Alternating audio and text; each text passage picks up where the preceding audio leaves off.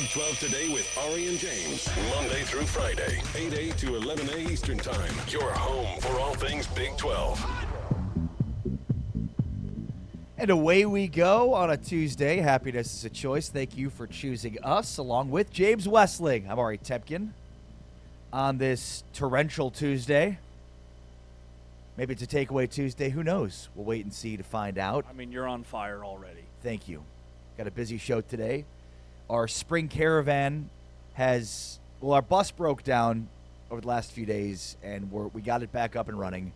And so we will make a stop in Tucson, Arizona today, where there's nothing else going on in Tucson, Arizona today other than football, right? Spring football? Spring football is in the air in Tucson, Arizona. It's a big day. Literally nothing else going on in Tucson. No. No basketball, no Basketball. coaching rumors, no five-star recruits committing, nothing. Yeah, nothing. Of course, we're getting you ready for the Final Four, which, of course, includes Arizona for the first time since 2001. Way to go. And go through some of the national media, ESPN.com, The Athletic, their power rankings of the top four teams here left in the Final Four, which I have taken exception to, despite Arizona being 1 and 2 in both of those lists. So if they're not number one, you have a problem with It's egregious. It's ridiculous. I mean, to be fair, Michigan is the only team in the history of the tournament to win every NCAA tournament game by double figures while scoring 90 or more points in the first they're four playing a bunch of D2 games. schools, James. What do you want? Right. That's it. Easy path. Look, Arizona and Michigan, to me, is a total coin flip. The line is 1.5, which tells me this comes down to the final possession. I think it's going to be an instant classic. And that's not to say Arizona shouldn't be number one, because I think that's justified. But Michigan is right there.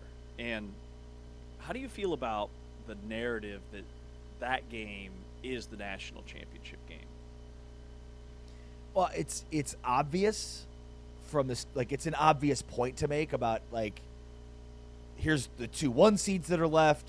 They've both been at the top of the sport the entire year. They're both top 5 in offensive and defensive efficiency. So, I mean, it makes sense to me. And they've both probably looked the best in the tournament. Now, with that being said, I mean, it's hard to overlook Illinois, and UConn has the heart of a champion. Right, and that's what's crazy about this whole thing is it's not like Florida Atlantic and San Diego State are on the other side of the bracket. Right. Okay, it's UConn, who's won 3 of the last 4, and it's an Illinois team this is the best Illinois team we've seen since Steve Brown and Darren Williams and that team in the early 2000s. I think that's pretty clear.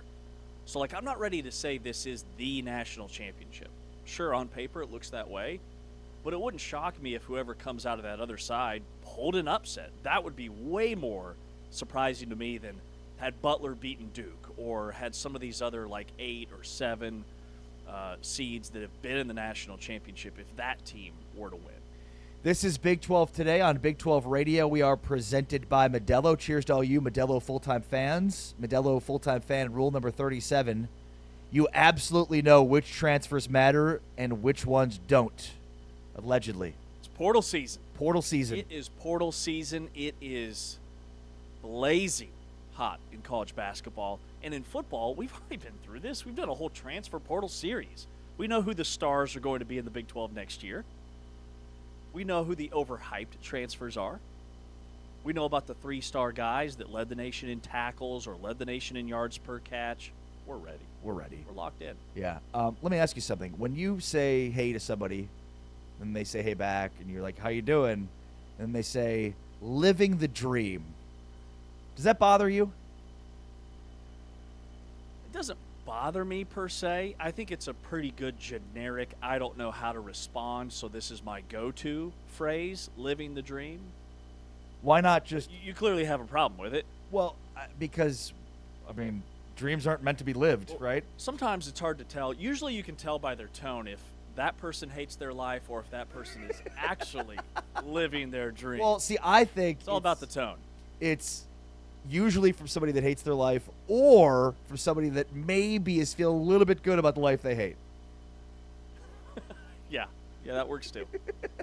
That works too. I've been getting a lot of targeted ads for how to master the art of small talk, which I don't know what that says about me. Why would you want to? Right. Like, small talk, that sounds terrible. Every time I see an Instagram ad, I'm like immediately the contrarian of it. Oh, yeah. Well, 95% of them are all AI generated. Like, even these master the art of small talk, they're all clearly AI generated What about the other 5%? people. Well, those are real. Nike, Dick's Sporting Goods, I bet those are still AI generated. Amazon. Those are all totally real. Yeah. But 95% AI generated. So have you mastered the art of small talk? Well, you tell me. No. I would say yes. I mean, right there. A perfect example. No, I think the main takeaway from just the targeted ads, I haven't dove You didn't in. buy the. No, I didn't buy. I didn't take the bait. I thought about it. I was like, I mean, well, if you're a that does sound single pretty guy, I could see it. good. I was You like, that know. does sound pretty good. Like, yeah, small talk. That's great. That's Well, exactly. they're not targeting us in that fashion. They're targeting us at like business meetings, networking events, which are things that, to be fair, I'm quite terrible at. So it says like the worst thing you can ask somebody is like, how are things going? How have you been? What's going on? Because in their brain, it immediately, or how are things at work? Like, it floods their brain with all the negative stuff going on. Well, I've got this project to do. I've got this deadline coming up. I've got this meeting that I'm. Yeah. And so, the flip side of that is to ask, hey, what's something exciting that you're looking forward to? What's something exciting you're working on right Okay, now? but that sounds ridiculous. It doesn't. That does. If It I walked sounds. up to you and I said, oh man, what do you got going on that's exciting? It sounds like you're like a AI humanoid robot. Well, It's so are like- the people on these targeted ads.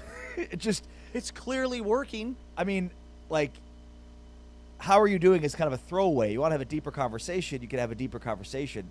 Usually I'm thinking about, like, people that I know or are friends with and haven't seen very much. Like, you and I see each other every day.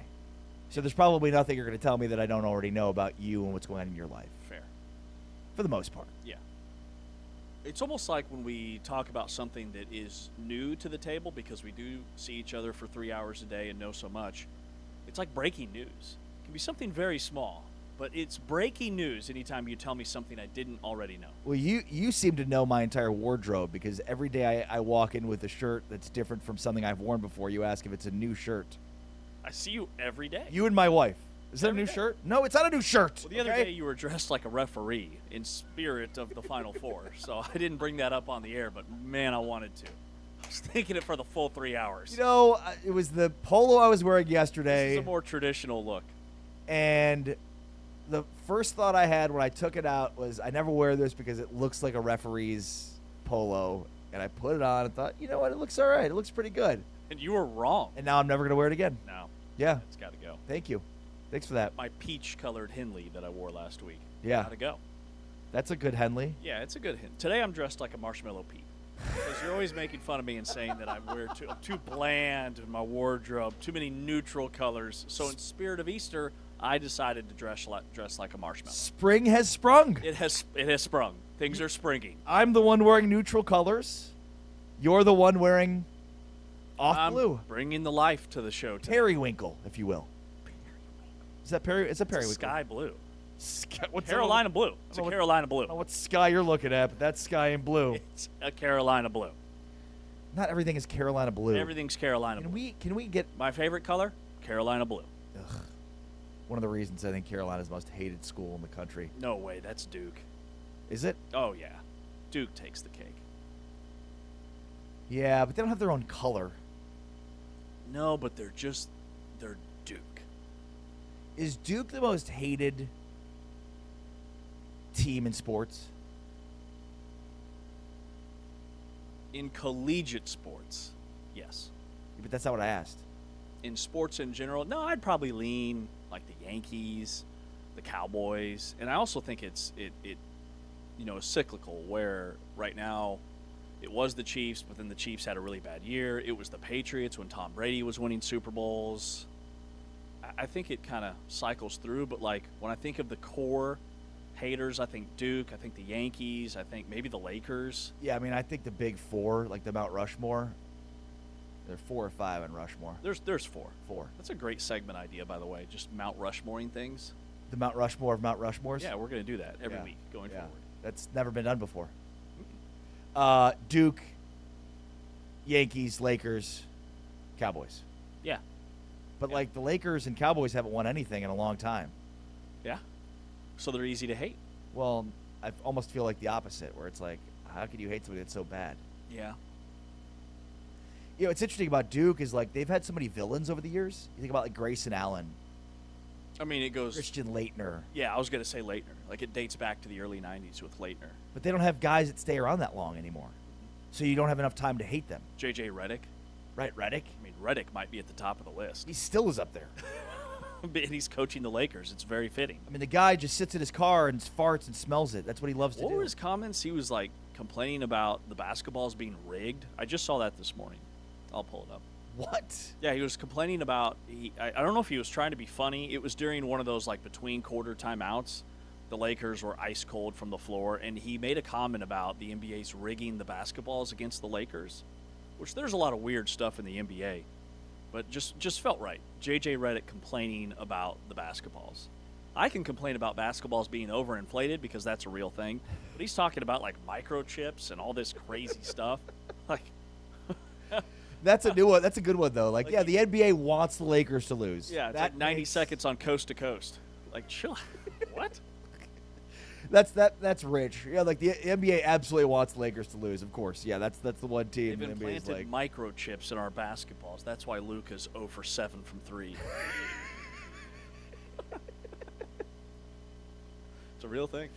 it's the Chinese. It's got to be right. It's got to be China. Starts with TikTok. Yeah, 100%. It starts with TikTok, and then From there. suddenly you've got microchips in your basketballs.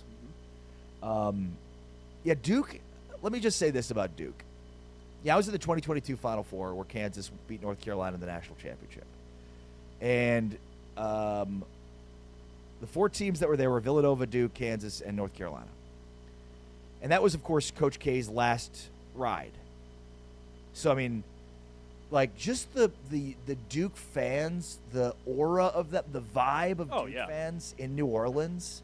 And now, granted, their stay wasn't very long because they lost to North Carolina for the second time for a coach that's now been fired, amazingly, in Hubert Davis. Hubert Davis beat Coach K twice in his final season and didn't make it 5 years. Incredible. But, like, just like the birthright of Duke fans, like, just like the I'm better than you, the condescending. I mean, Damon Turner, our producer, T. Chains, is throwing up a picture of John Shire. John Shire after the shot went in. Just Meme like of all memes. the can I speak to your manager vibe? Like, I'd like to speak to a manager about how that shot just went down, because we're supposed to win this. I want to talk to you about the TPS report. John Shire. Christian Laettner, J.J. Redick, Grayson Allen, and Grayson Allen again. The most hated Duke players of all time. Grayson Allen again. Because he was there so long. So long. Guys who were there 3 or 4 years. According to a poll by Yahoo Sports, for much of the 90s, 2000s, and even 2010s, so I'm sure that carries over into today, Duke men's basketball ranked near the top of the most hated lists, alongside the 3 others that we mentioned, the Cowboys, the Yankees, and the Lakers. But it's rightfully so, I guess is what I was getting at. Like, just being around their fans in New Orleans for the Final Four, like, there's never been a more entitled fan base of, like, condescending, like, I'm rich and smart and we're the best basketball program to ever live. Mm-hmm. And I mean, that was not like that's just my perception of them. Like, that was literally, like, just seeing a group of Duke fans at the bar in New Orleans, like, just oh, you want to be around us? Like, you with your Kansas shirt? Did you have a high enough SAT score to even be around us right now? Right. And they're very much like that even within their little bubble or pocket of North Carolina. I mean, they're a private university. They're surrounded in very close proximity by these large public schools like North Carolina, like Wake Forest, like NC State. I mean, all those schools are within like an hour of each other. That pocket of North Carolina. And then there's other schools sprinkled in, like a Davidson and Right. Furman's not too far away. Like I think there's over 30 Division I basketball schools within a 2.5 hour drive time radius of one another in that pocket of the country. Like, it's insane, the number. You've got Campbell over there. There's a billion schools. And so, yeah, Duke is the elite of the elite. Yeah. All right. And they know it. last night, TCU lost to South Carolina in the women's Elite Eight. This game was very close. TCU was right there through 3 quarters, and then they got outscored 12-0 to start the 4th quarter, and then that was it. TCU falls 78-52 to South Carolina, once again ending their season in the Elite Eight. And here's what Mark Campbell said about this season after that loss. I'm so proud of this team and this group. They took our program and our university on just another magical, special season. This one game will not define our season. But what this group has accomplished with 10 new players that came together and never played for TCU basketball in June, and 10 months later, we're a game away from the Final Four, and I just had an amazing journey together, and I could not be more proud sitting up here with these guys. But man, it's always it's hard when the journey ends. Yeah, so South Carolina started the quarter 12-0, ended up outscoring TCU 29-11 in the 4th quarter. I mean, they were there the entire way up until the 4th quarter, and in winning time, South Carolina just demolished them. Yeah, I mean, for TCU to be within 8 at halftime and this to be a low-scoring game, that played into TCU's style of play. They want to limit possessions, and that's how you pull an upset against a team like South Carolina, who is favored by 13.5 going in. Even a 26-point loss doesn't feel like it was as bad as it could have been because the 1 seeds have been so dominant. Like, it almost feels like TCU covered the spread, even though it was double that, because they hung in there so tough until the 4th quarter. But 29-11 in the 4th quarter, TCU just went ice cold and I think got tired, and that's what South Carolina does. I mean, they play like a dozen players, and they're all super talented. TCU shot 33% from the floor.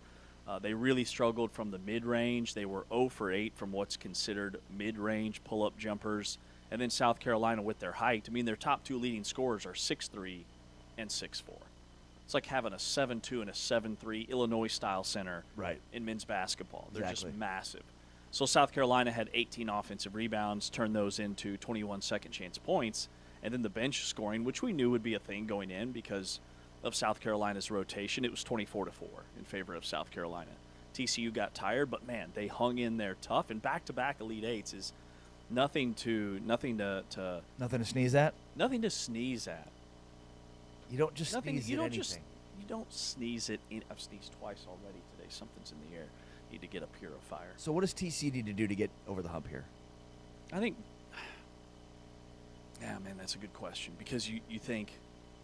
Okay, those 1-seeded teams at the top, what do they have that like a TCU or somebody else in the Big 12 don't? Well, in terms of star power, TCU's right there. They had arguably the best player in the country and a top 3 WNBA draft pick in Olivia Miles. Fresh off the injury, looked really good this year, put up better numbers than Haley Van Lith last year. So that's back-to-back years where you've had a star. To me, it's the depth piece, like the bench scoring 24-4. The NCAA tournament on the women's side, those 1 seeds, they're not just hoarding the 5 stars and 2 or 3 of them and building their roster around them, which is what we see more so in men's basketball. In women's basketball, you've got 7 or 8 of what would be considered 4 or 5 star recruits. So for TCU, to have 1 Olivia Miles isn't enough. You need probably 3 or 4 for that next breakthrough to occur. Well, I think when you look at athletic departments and the decisions they've got to make on spending, you know, football and men's basketball are at the top of the food chain in terms of investment, right? And so the Big 12 is right there with any of the powers that be in those 2 sports. But then you have to sort of pick and choose what other sports you're going to put your resources into, especially from a Big 12 perspective, because the Big 12 is looking up at the SEC and the Big 10 in terms of television money. So, like, the SEC could spend as much as Texas Tech in football and still have money, and basketball, and still have money left over for softball, baseball, and women's basketball in a way that the Big 12 does not. So that, I mean, I think when it comes to women's basketball and baseball in particular, those are 2 that stand out. Like, the SEC is going to outspend the Big 12 based on the huge difference in revenue discrepancy. I don't know how you overcome that. I do think for TCU, it takes a couple of these before you can become part of that Elite 2 or 3, but you can break through and get there. They absolutely can. I do think they also probably need some more 3 or 4 year players. You know, Campbell's done a really good job in recruiting very high level players, elite, Olivia Miles, Haley Van Lith, Marta Suarez, but I think they need more consistency. Like, they need to marry a Haley Van Lith and a Marta Suarez and an Olivia Miles with a 3 or 4 year player, or a couple of them. And to your point, a lot of it comes down to how do you allocate your athletic department budget, Right. and how much does women's basketball get? Like South Carolina, right before the game it broke that South Carolina, the best program in America, arguably over the last 3 or 4 years, is $6.24 million in the red. They lost $600,000 more than they did last season. Wow. Yet here they are headed to the Final Four. They've spent over $13 million on the program, $7 million in salaries for their coaches, Don Staley, the assistants, the support staff. And the crazy part is they've won 95% of their games. And there's 5 other SEC programs running at an even bigger deficit than South Carolina: LSU, Texas, Ole Miss, Kentucky, Arkansas. Yet 24 million viewers watched South Carolina win the national championship last year. So there's a disconnect between the popularity of women's basketball and how many people are starting to watch the sport, and then how athletic departments and programs are operating. And I'm going to guess TCU is if at a deficit, not anywhere close to these programs. So there's a lot of give and take there. That's James Wesley. I'm Ari Tepkin. Congratulations to BYU. Got a win over Kansas in the WBIT semifinals last night. So BYU on the women's side is on to the WBIT championship. On the way next, a early week look at the Final Four and just some wild stats from an age discrepancy piece. That's all coming up next with James. I'm Ari. It's Big 12 Today, presented by Modelo. Heard on TuneIn, watched on Big 12 Studios. Back to live action. Olivia Miles takes Cotton into the paint and then backs her out with 3 to shoot. A deep triple. Wow. Competitive game. We promised you some big plays. We've gotten it so far. Olivia Miles and the Horned Frogs. The Horned Frogs 8 for 12 to begin. BYU 7 for 12. Miles steps back into a 3. Olivia Miles 7. Again, they blitz Miles. Miles stepping back for 3. You bet. Donovan Hunter gets it out to Bielefeld in the corner. Drives, kicks out with a one-handed pass to Miles, who singes the strings from the wing. And you can see 5 for 6 at the end. Talia Scott was the hot hand. She had 16 points, 13 coming in the quarter, and she joined the 1,000-point club. Olivia Miles. Mark Campbell making all these set calls right now. When you're hot, you're hot. Here's Miles. Jess, what was happening in that TCU timeout? So I just listened to TCU's huddle, and Coach Campbell said, Watch Suarez just setting that screen and then rolling because of the switch there. Abraham on the switch. Miles will take it again and make it again. Olivia Miles. She's got 20 in the quarter. Step back for 23. Unbelievable performance, and look at the smile. Excel at that mid-range game, that pull-up. Miles, no look, what a feed. And Silva finishes. This is why Olivia Miles is able to easily, and I say that with all due respect, Olivia Miles, her ability to see the court and the pass.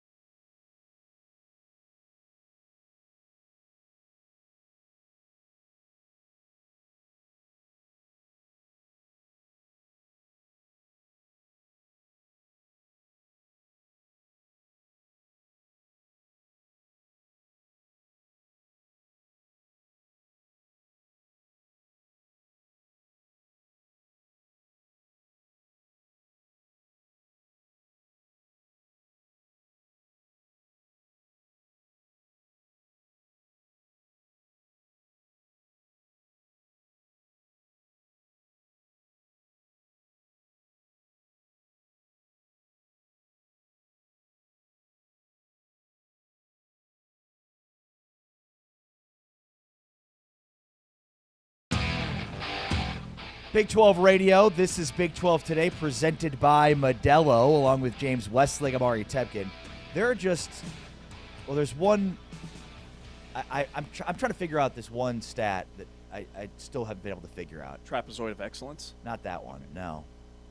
Get to that in a second. This is the Big 12 Conference. This is a different league. And a reminder that you can catch all of the Final Four action as a part of Westwood One Sports on TuneIn.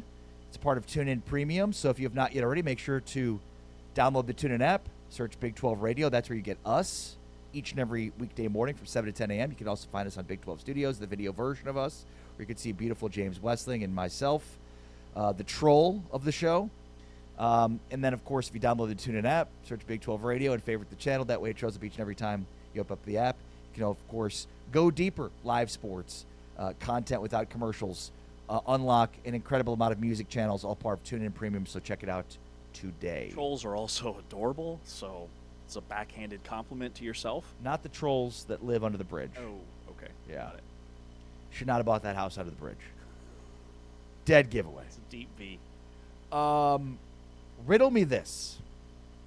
Kylan Boswell, the Illinois point guard, who started at Arizona but is from Champaign, Illinois. Born in April of 2005. Senior. Braden Burries, freshman point guard for Arizona, born in September of 2005. What year was Boswell born? April of 2005. Wait. They were both born in 05? What? Say that one more time. Kylan Boswell is a senior point guard for Illinois. He was born in April of 2005. Braden Burries is a freshman point guard for Arizona. He was born in September of 2005. He's 20?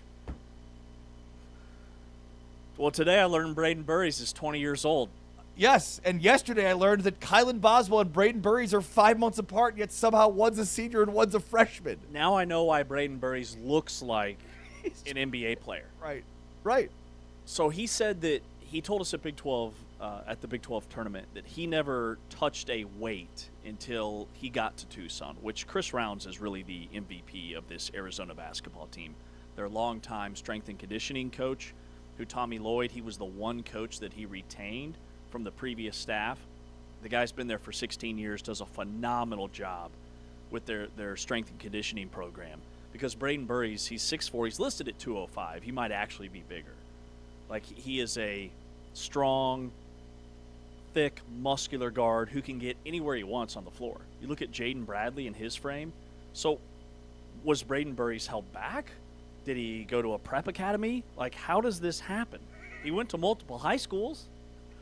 Make it make sense. So I had Claude try to figure it out for me, and even there it didn't make total sense. But basically what happened is, so yes, Boswell started the grade ahead because the cutoff, let's say the cutoff is August, right? So September makes him the oldest, would make Braden Burries the oldest in his grade, and April would be within the cutoff. So Boswell's then moved ahead, so they're a year apart despite being 5 months apart.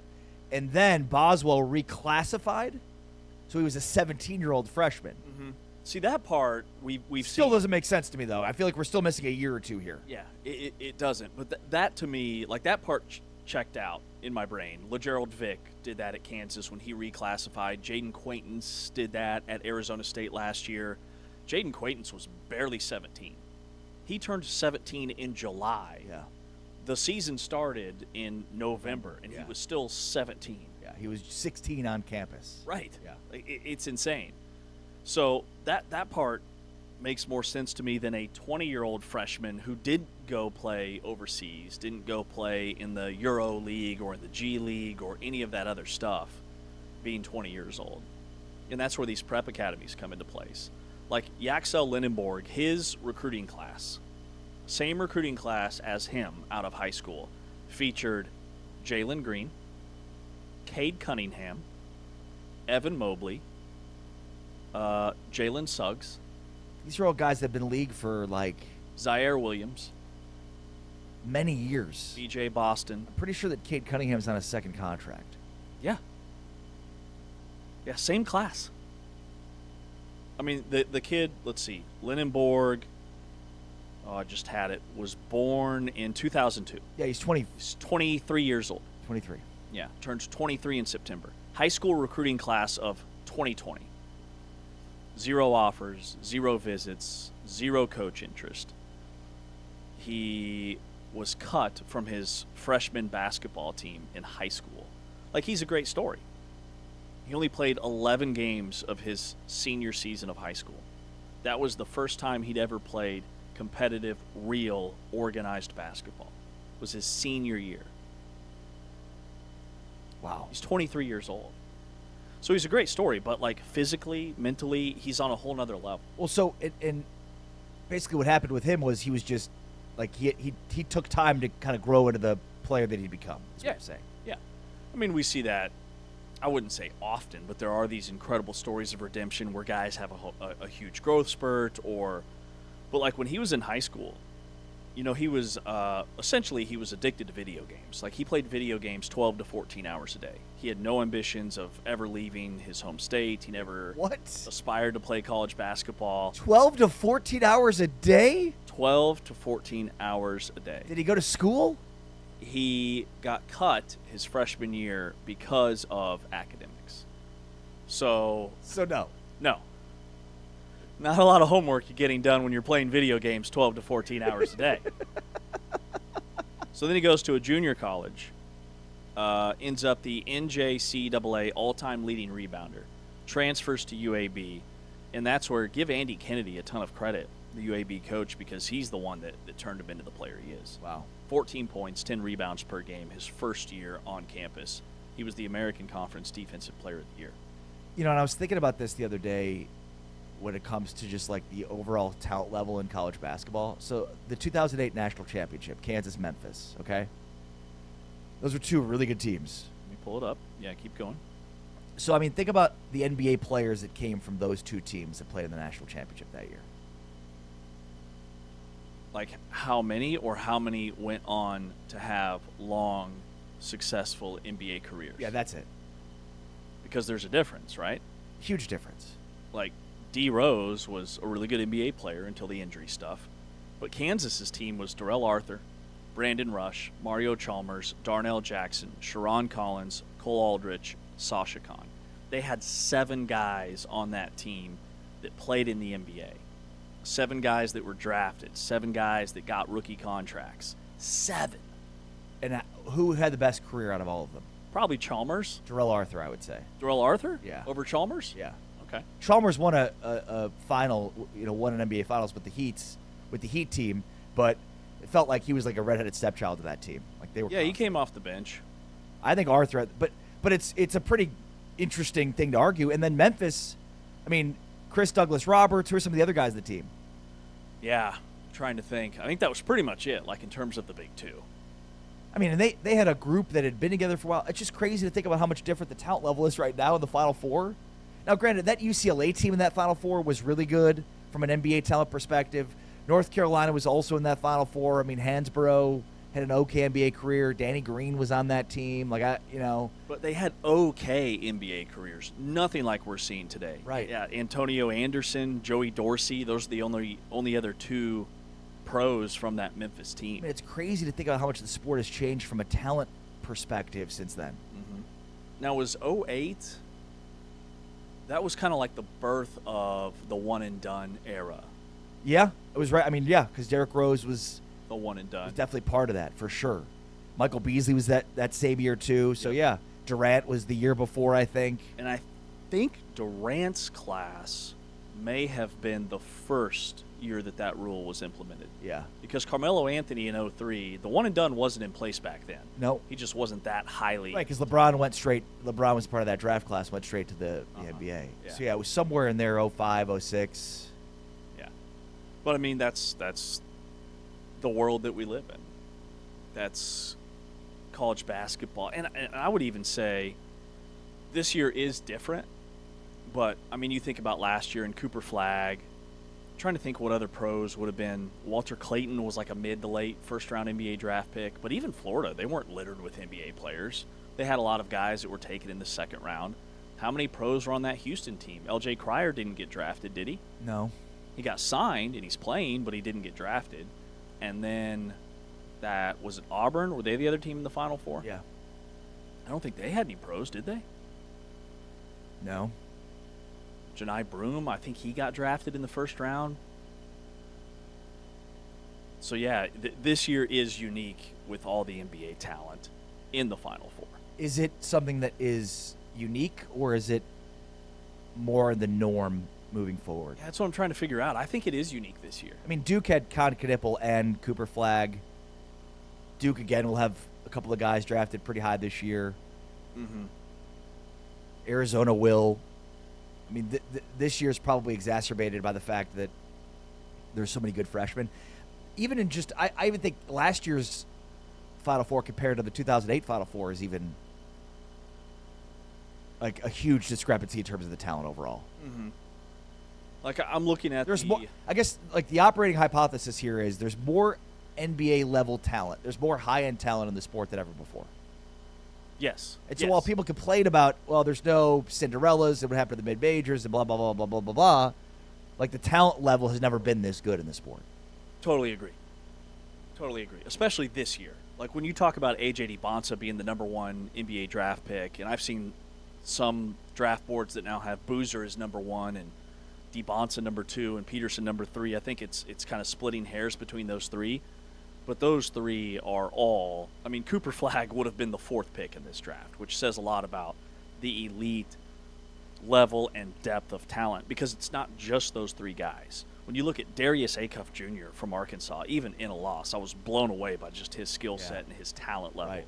Koa Pete in Arizona put that team on his back against a Purdue team that had just been in the national championship 2 years ago with that exact same team, right? Like, they're full of seniors, 3-4-year starters, and a freshman, Koa Pete, who will be a steal for somebody in the NBA. He's fallen a little bit because they've realized he's only about 6'8", and not 6'10 or 6'11 like some of these other true traditional power forwards. But, like, Koa Pete manhandled that team. Like, that is rare, right, to have a guy like that. That's James Wesley. I'm Ari Tepkin. It's Big 12 today on Big 12 Radio. We are presented by Modelo. All right, on the way next, our buddy Christian Ojakjian covers college basketball for Enjoy Basketball. He joins us next. It's Big 12 today on Big 12 Radio, presented by Modelo. Heard on TuneIn, watched on Big 12 Studios. Play through those post guys, screens, pick and roll, high-low, everything. Burries tries. That's a three, and it'll go. Braden Burries. Not a Shot mismatch. clock under 10. They have Pete if they want him. Burries step back. Gets another. Never mind. Don't worry about Pete. You saw that Penn State game, obviously. It's surprising. Oh, what a find. Burries the stuff. Pete makes plays now. He's done that a few times. Got to get away from him. Yep. Bradley knew he had it. Just picked his pocket. Nice pass. Burries the stuff, guard to guard. About that. All set up by defense. Bradley got tangled up in gridlock with Castillo, and he threads it through beautifully. Scintillating pass to Burries. Vision is extraordinary. Just under 21 a game. One chipped away. Kana goes down to the floor. Loose ball. Privas push up ahead. Burries throws it down. Terrific play by the big fella. Just kind of flung it up, no good. Burries draws a foul, hits a shot. Prospects in this game. Karchenkov hustles and gets the rebound and finds Burries! Oh my goodness! Oh! What a dunk from the freshman guard!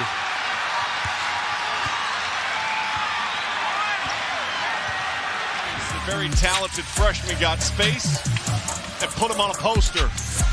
But this game concerned about complacency tonight, and they have gotten haymakers thrown at them. But there's Braden Burries giving Arizona the lead.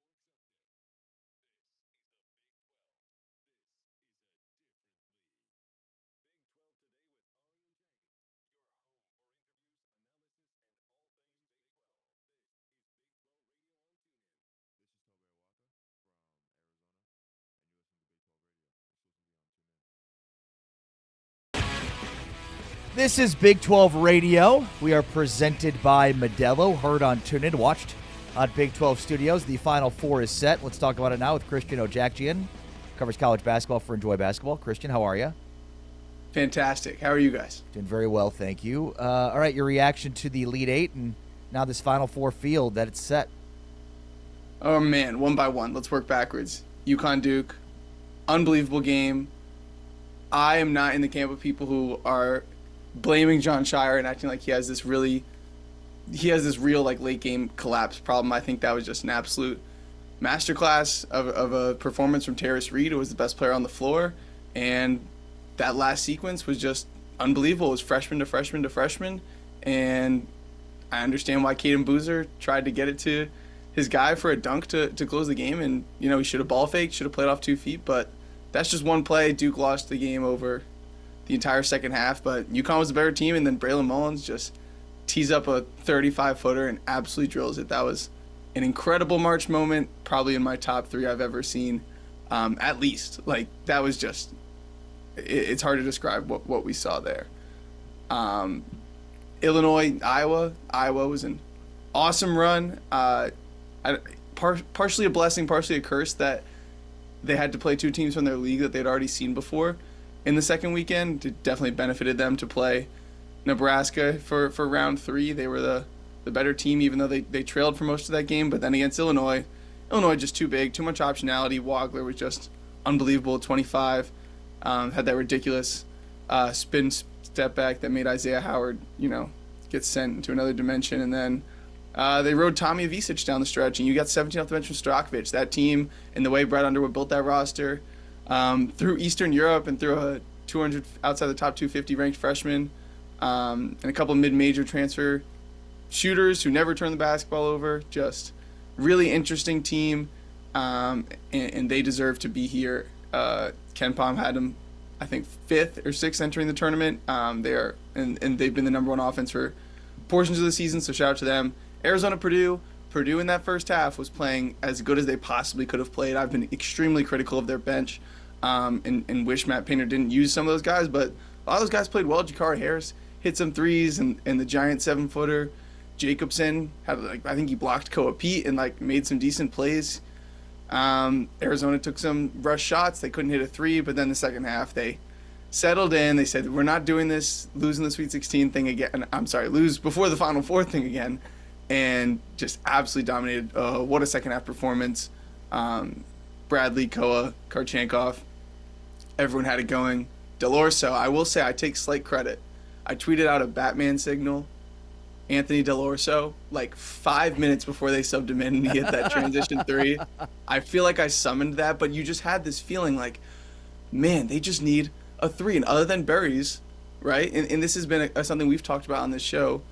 Karchankov and Bradley, can they hit 3s? Yes. Are they willing 3-point shooters? Not really. They don't really want to shoot that shot. And that's what Purdue was giving up. You needed that. And to get out in transition and for Bradley to push at the floor, flip it to Delorso and hit that 3, that was the first moment where I was like, all right, Arizona's winning this game.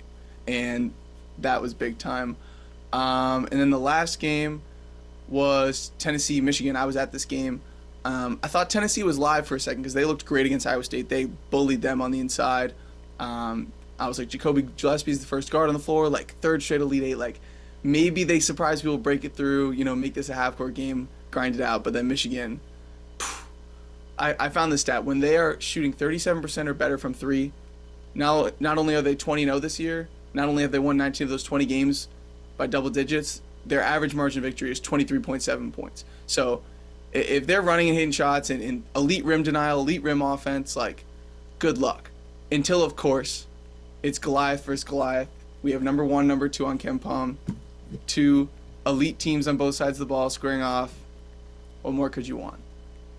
Christian, 20 years ago, George Mason, an 11 seed, had never won a March Madness game in school history. And then they beat Michigan State and North Carolina and Wichita State and UConn in overtime and got to the Final Four. Now, your era probably remembers more like Loyola Chicago, Florida Gulf Coast, St. Peter's, maybe a little bit of VCU. But is Cinderella dead, in your opinion? Here's my argument when it comes to this. Also, shout out George Mason. I was like maybe 5 years old, but I was the first tournament I was like conscious of. Like I knew that was going on.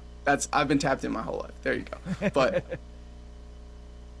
here's my argument with this is I understand whether it's, I think this is 2 straight years we haven't had a 13 through 16 win, and that is concerning to people. There's been a lot of blowouts, whether it's bringing Europe players, the sport getting older, NIL. I understand how there's so many reasons why you can argue that the gap is widening, harder to keep players at the mid-major level because they can all get paid to up transfer. Like a guy I just mentioned, Jacoby Gillespie, he was at Belmont with Will Richard from Florida, with Malik D on Ole Miss. Like, it's like, what if all those guys were at Belmont still? They would be like a Wichita State type wagon. Don't get started on Belmont, okay? James is all pumped about K-State adding Casey Alexander here, so he's been talking nothing nonstop Belmont. Yeah, I think what if Will Richard and Jacoby Gillespie were in Manhattan, Kansas, at Kansas State? Now we're talking about a Final Four. That is the future. There you go. He was just smiling ear to ear when you mentioned Belmont.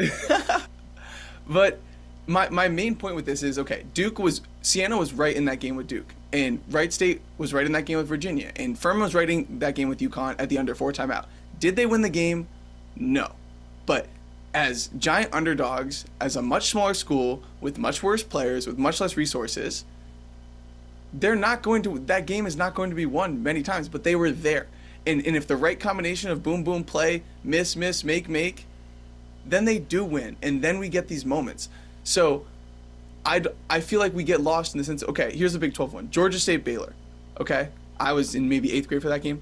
There is no reason Baylor should have choked that game away. They were up like 11 with 3 minutes left.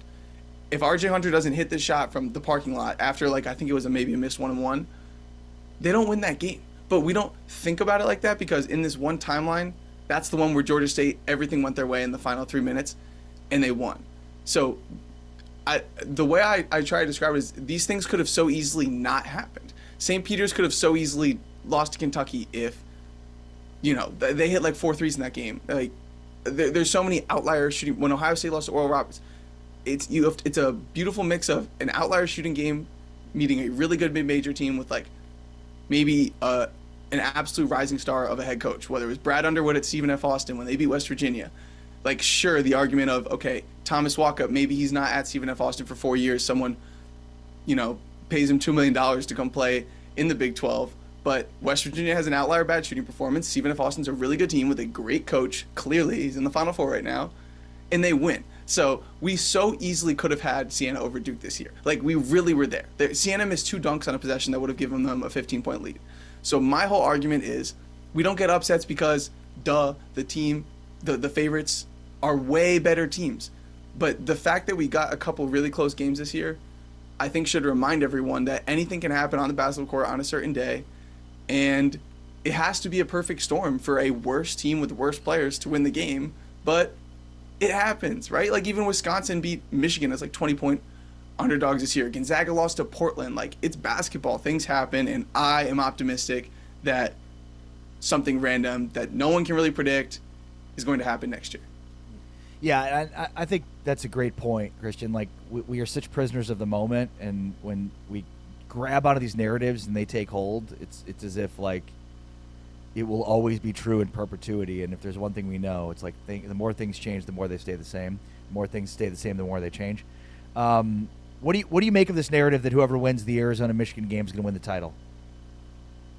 Well, the reason why I don't believe that at all is Michigan and Illinois are familiar opponents. I was actually at that game in Champaign, and Michigan was the better team for sure. I think that's where LJ Kaysen went down, honestly. I think that's the game he got hurt in. And I was a little out on Michigan. Not out on Michigan, but a little concerned because he was such a good player. They were like 0-5 against the spread when he went down, and I wasn't sure how I felt about Elliot Cadeau playing 36 minutes in 6 straight tournament games to lead them to a title. But they've turned on the Jets in the tournament, just being on a neutral court and been unreal. But I think that playing a conference opponent, I would be surprised if that's not a good game. And then Arizona, UConn already played a great game, and Terrace Reed didn't even play. And Terrace Reed was just the best player on the floor against the winner of the Wooden Award and a top 3 or 5 pick in the NBA draft. So I understand I left out 2 other combos of Michigan, UConn, or Arizona, Illinois, but I think Michigan, UConn, I think Michigan would have a big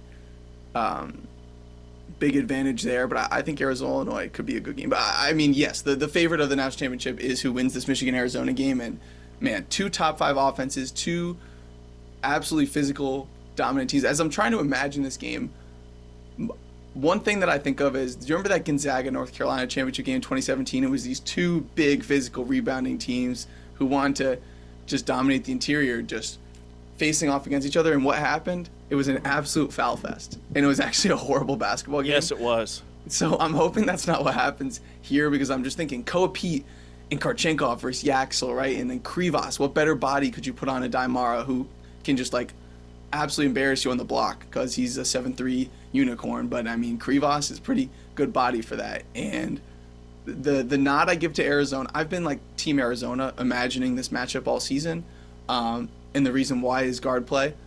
I just have more trust in Jaden Bradley and Braden Burries than I do in Elliot Cadeau in the Michigan cast of characters, especially without Kaysen. But what is Michigan? Michigan's big advantage here is they are a more willing three-point shooting team. In that stat I said, they've been shooting the ball really well as of lately as well. And while I've argued that it's not an issue for Arizona, and you saw that against beating Purdue, the preseason #1 team who just won the Big Ten tournament and was very live in any other region, I think, to make the Final Four, you were just like, Arizona's just too good. And it didn't matter that, like, sure, Del Orso hit 1, Burries hit a few, but it didn't matter that they weren't hitting threes because of how they assaulted the rim and how they got on transition and just Koa Pete just being impossible for Purdue to deal with on the inside. Michigan, personnel-wise, these are each team's closest match. And I will say, the next team in that category is probably Florida in terms of just how many front court bodies, the pace, and everything. And sure, it was Monday, November 3rd, but Arizona won that game 93-87 before Koa Pete and Braden Burries and Karchenkov. These dudes hadn't even played college games yet, and they found a way to win that on a neutral. And like I said, I think, and guess what? They hit 2 threes in that game. It was Karchenkov. They shot 2 of 5 from deep. So if they were able to assault the rim against a team starting Thomas Howe at the 3, Ruben Chinilo at the 5, and Alex Condon at the 4, that is my data point of optimism. And I've said I think your best shot at beating Arizona and Michigan, honestly, is to bog them down in a half-court game. That's why I thought Tennessee maybe had a chance. And that's why maybe UConn, right, and Illinois, who are half-court execution-based teams, why they could be live here. But in Arizona versus Michigan, my gut tells me Arizona, but it's probably going to be an instant classic, and hopefully it's not, a ref show, a free throw show. Yeah, no kidding. Christian Ojakjian does a great job at covering college hoops for Enjoy Basketball, and we've had a lot of fun having him on all season long. Christian, thank you so much for your time. Appreciate it very much. Take care and enjoy the Final Four. Absolutely. Will I see you guys in Indy? Probably not. All right. Well, I'll be rooting for the Big 12. TBD. We'll know in the next 60 minutes. Yeah. There you go. Yeah. All right. Christian Ojakjian joining us here on Big 12 today, Big 12 Radio. A little valid or void, including, will Tommy Lloyd be the head coach at Arizona next year? Is that valid or void? That's next. With James Amari, it's Big 12 Today on Big 12 Radio. We are presented by Modelo. Heard on TuneIn, watched on Big 12 Studios. Don't forget, BYU Villanova. We'll get our first look at A.J. DeBonsa as Koa Pete on the receiving end. Execution on that possession from Florida. Xavier Lee, it's his second 3 of the night. Oh! Koa Pete from the Raptors! What a pass and delivery against Condon. Here comes Bradley. Bradley gives it to Pete. Pete, look out below! One highlight after another! Mr. Arizona has arrived at the collegiate level. Utah steal, then they throw it right back to the Wildcats. NASCAR tempo, a lob, and Pete brings the house down. Senior out of Rickards High School, Tallahassee, that venerable program. Pete the screen for Karchenkov, and they'll play it together for 2 and a foul. Rebound pawed down by Krivas. On the hit ahead, Pete. Duck. Woo-hoo! How about the outlet pass? Here's the end of the play. Johnson will. Yeah, he will. And he hit the backboard. Numbers here. Burries flanked by Pete and a hammer. Bringing it all the chandeliers as well. They can be explosive. And look at his work on Mo Krivas down low. The lob. Oh, watch out. High above the rim.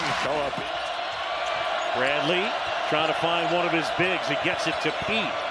Pete off balance. Fires! Oh, what a shot.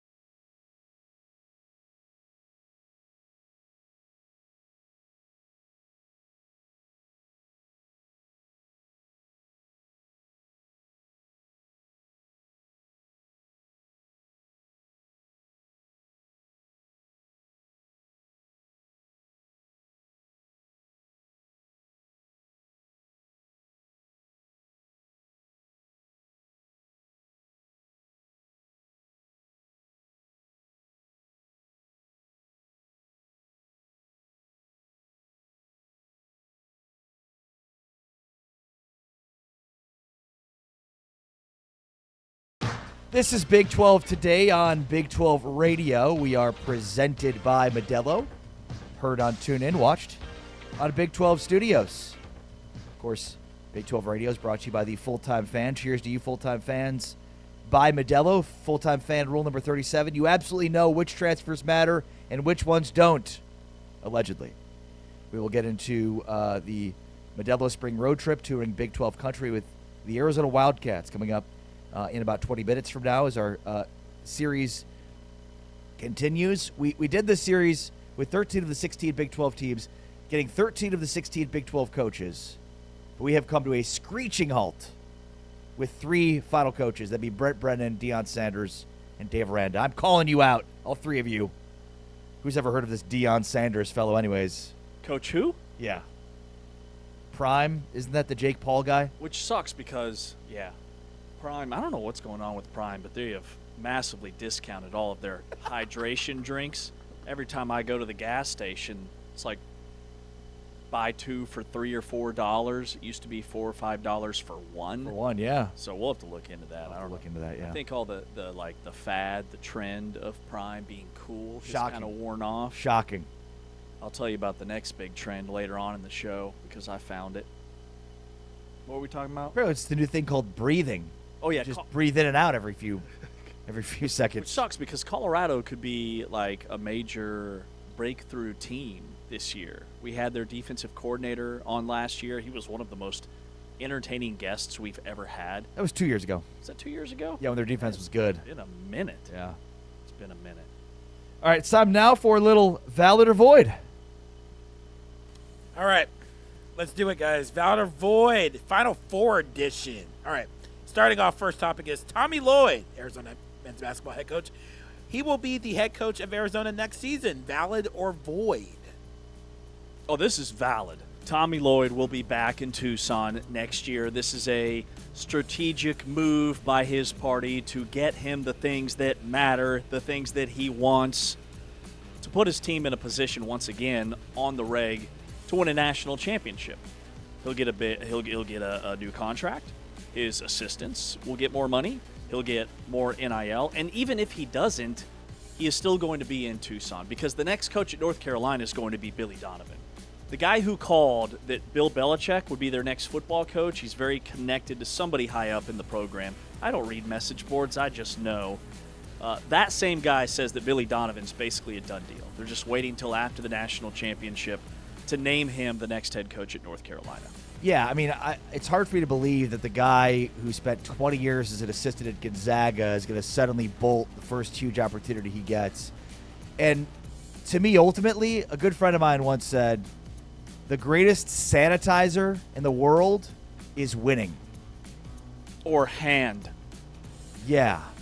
But winning clears everything. And, you know, so there's been reporting by both The Athletic and On3 that there's tension between Lloyd and Athletic Director Desiree Reed-Francois over resources and roster budget. And look, when Lloyd was hired, there were a lot of Arizona fans that were upset by it because of all of the Arizona alums they bypassed in order to hire Lloyd. And Lloyd has won a lot, but the one thing he had not done is got to a Final Four. Well, now he's got to a Final Four, and if he wins a national championship, then they're going to do everything in their powers to keep him. And I think, quite frankly, honestly, even getting to a Final Four, they're going to do everything they can to keep him. So, like, there might have been a disagreement between Lloyd and Desiree Reed-Francois before getting to the Final Four, but once they're there, now they're there, and if they win a national title, all of that's gone. So I'm going to validate this. He's going to be the head coach at Arizona next year. They'll get exactly what he wants because that's what you do to winners. She's also been very present. Like, she has made her presence felt. At the Big 12 tournament, Arizona, we're back in the tunnel. Like, Arizona's coming into the locker room, and we're there welcoming them with open arms and shouting and hooting and doing all that stuff. She was right there with the team. Like, she's very connected to the program. So maybe it's not even her call for him to get the resources that he's asking. Maybe it's the president and goes even a step higher. So he'll get it. It'll be fine. All right, topic number 2, valid or void. So Milan Momcilovic of Iowa State, he earlier reported this week that he was declared for the NBA draft. So my question to you guys, valid or void, Milan Momcilovic will ultimately end up back at Iowa State next season. Yeah, he declared for the draft while maintaining eligibility. Yeah, I'm going to void this. Now, on the one hand, this is a deep draft with lots of good talent. On the other hand, here's a guy that just shot 50% from three and going to a league that's way more wide open than the college game is. So I'm sure there are a lot of teams that will look at his shooting numbers and think, we could do better than that.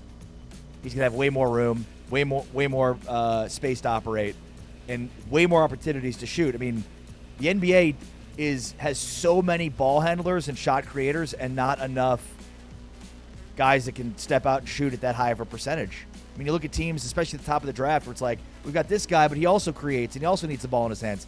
Momcilovic doesn't need the ball in his hands to score. That is a rarity in the sport. Yeah, I'm going to void this one as well. Number one, his NBA draft stock is soaring. Like, there are a lot of NBA scouts or guys that are closely tied to scouts that say, hey, this is a hidden gem. This 6'9" stretch four that can knock down perimeter shots. Doesn't matter if he can play a lick of defense in the NBA. You just put him on the floor, put him in the corner, and he's sinking threes. So number one, he's going to be drafted, whether it's early second round or mid to late second round. I think either way, he's going pro. And then something you said there caught my ear or eye about him not being the focal point of the offense and shooting 50% from three. Next year at Iowa State, if he comes back, he's very much the focal point of the offense because of all the guys they lose, which isn't necessarily a good thing when you're a 50% shooter from three. Great point. Because you don't have the creators. You don't have a Tamin Lipsey. You don't have a Joshua Jefferson. So his numbers probably actually take a dip next season, which could ultimately hurt his stock. So I think he's gone. Then the other, third part of this is what if he enters the portal? I mean, he would be maybe the most sought-after portal guy. Great point. So the fact that, less than 24 hours after the loss, he's already basically saying he's not going to be back at Iowa State. Fair enough. Okay, staying in Ames, Iowa. Iowa State, no Tamin Lipsey, no Joshua Jefferson, no Nate Heise, possibly no Milan Momcilovic. So Iowa State, valid or void, will have a down year next season due to a rebuild. All right, so this for me all comes down to context and perspective. What is a down year? They were not making the tournament. They were just a 2 seed in the NCAA tournament. Is a down year not making the NCAA tournament? Yeah, I would say that. Because if that's the criteria, they'll be in the tournament. Because David, you wrote the question, so what's a down year? What's a down year? No, I think not making the NCAA tournament. Okay. Yeah. They'll be in the tournament. Right. When you look at what everybody else in the Big 12 is losing, TJ Otzelberger, he took over a team that won 2 games the last season before he got to Ames and took them to the tournament his very first year. Even without these core pieces, you'll see a major uptick in Killian Torrey, Jamarion Bateman, Blake Buchanan, Dominicus Plata. Has something in my eye. With those 4 guys as the core, then they also have a top 20 recruiting class coming in, highlighted by Wiggins. Yeah, they'll be in the tournament next year. Yeah, completely agree. I mean, yeah, they're going to lose Lipsey and Momcilovic and Heise and Jefferson, but they've got a good core of returning players. I think Torrey, we started to see Torrey really, I think, blossom as an offensive player, which we hadn't seen earlier in the season. He was way more of a defensive guy, and he started playing considerably better on the offensive end.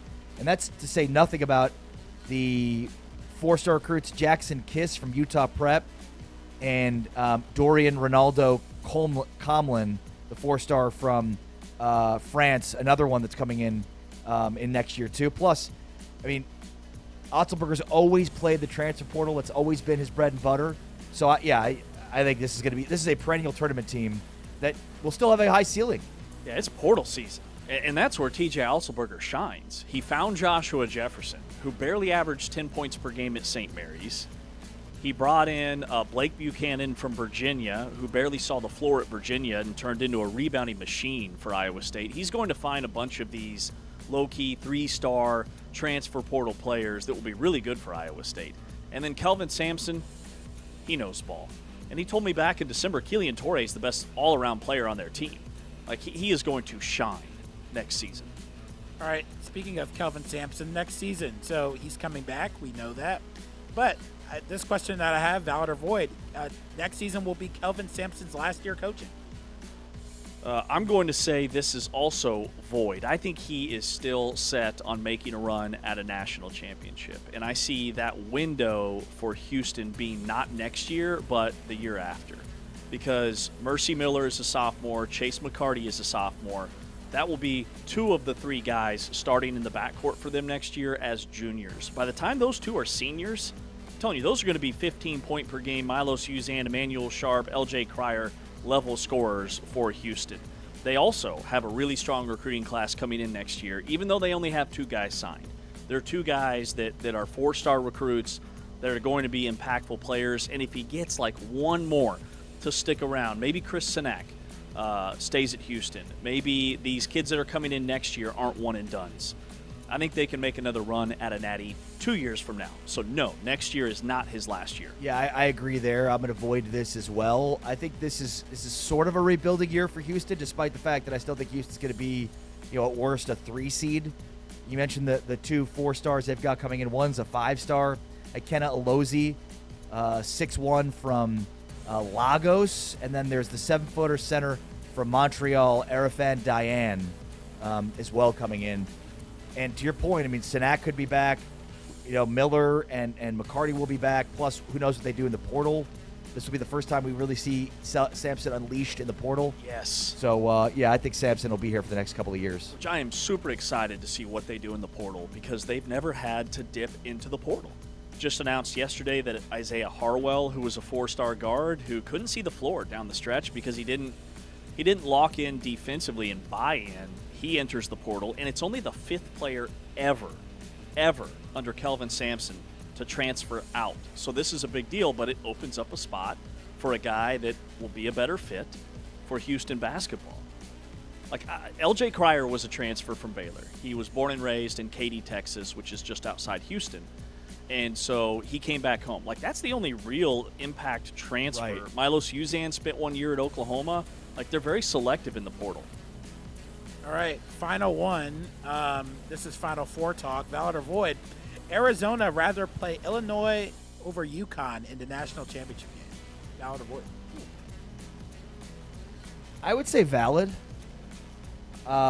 because Arizona's one weakness is three-point shooting. The Wildcats attempted threes at a below-average rate. They're not a perimeter-heavy team, as we know. Illinois is the number one offense in adjusted efficiency and attempts threes at one of the highest rates in the country. So that sounds scary, but Arizona's interior dominance, I think, would be a big stylistic counter to what Illinois does. Now, Illinois' got size, but a lot of their size does step out and shoot. I think Arizona wins that match in the more physical versus finesse, offense versus defense piece. UConn is a better three-point shooting team than what they've shown the last couple of rounds. And so the one thing that scares me about UConn is if some of those percentages start to come around. So you're saying Arizona would rather play Illinois? Yes. Agreed. Yeah, I think stylistically, Illinois matches up a lot better for Arizona because they're very much built like Purdue. Now, they are the tallest team in America, and I see why that would maybe give somebody hesitation. But the physicality of Arizona, to your point, these are bigs that want to play finesse basketball. I don't think they can bang with Arizona on the interior, where UConn, Terrace Reed Jr. scares the bejesus out of me. Yes. I mean, he's arguably the most dominant big man in the tournament. And so UConn could just feed him. Arizona could maybe be hit with some foul trouble. I could see Krivas having a tough time guarding him on the interior. He would kind of neutralize Koa Pete. And then it comes down to who shoots better. And I think UConn has the guards that shoot the ball at a better, more consistent clip than Arizona. So UConn scares me a lot more than Illinois. Danny Hurley is 17-3 in the tournament. I want no part of that. Yeah, like I'm not convinced UConn's not going to win the whole thing. Yeah. Again. Yeah. They should almost be the favorite at this point with how much they've been there with much, much less talented teams. That's James Wesley. I'm Ari Temkin. It's Big 12 today on Big 12 Radio. A little valid or void. On the way next, we hop on the Caravan, take a stop in Tucson, Arizona, talk a little Arizona football as the spring caravan rolls along. We're talking, thank you, we're talking Arizona football next with James Amari. It's Big 12 today on Big 12 Radio, presented by Modelo.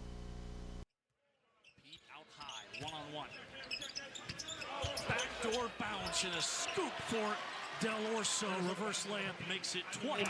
Little step and go, big time delivery. Haggerty had it taken away. It's a run out the other direction. And a slam the hammer from Karchenkov. And this is the problem when you play this team. It made something out of nothing. Ivan Karchenkov works the baseline. Oh, man. He's another one of those freshmen. They play 4 freshmen. It's pretty clear Arizona State defensively trying to pack the lane and dare Arizona to beat him from the outside. But Karchenkov, the freshman, says no. 35 and 33 minutes. Getting back to full health. This is a great time. Karchenkov off the turnover. What they want to do is just get out quicker from those elbows and blocks to get to a shooter. Bradley to a cutting Karchenkov. Taken away by Karchenkov.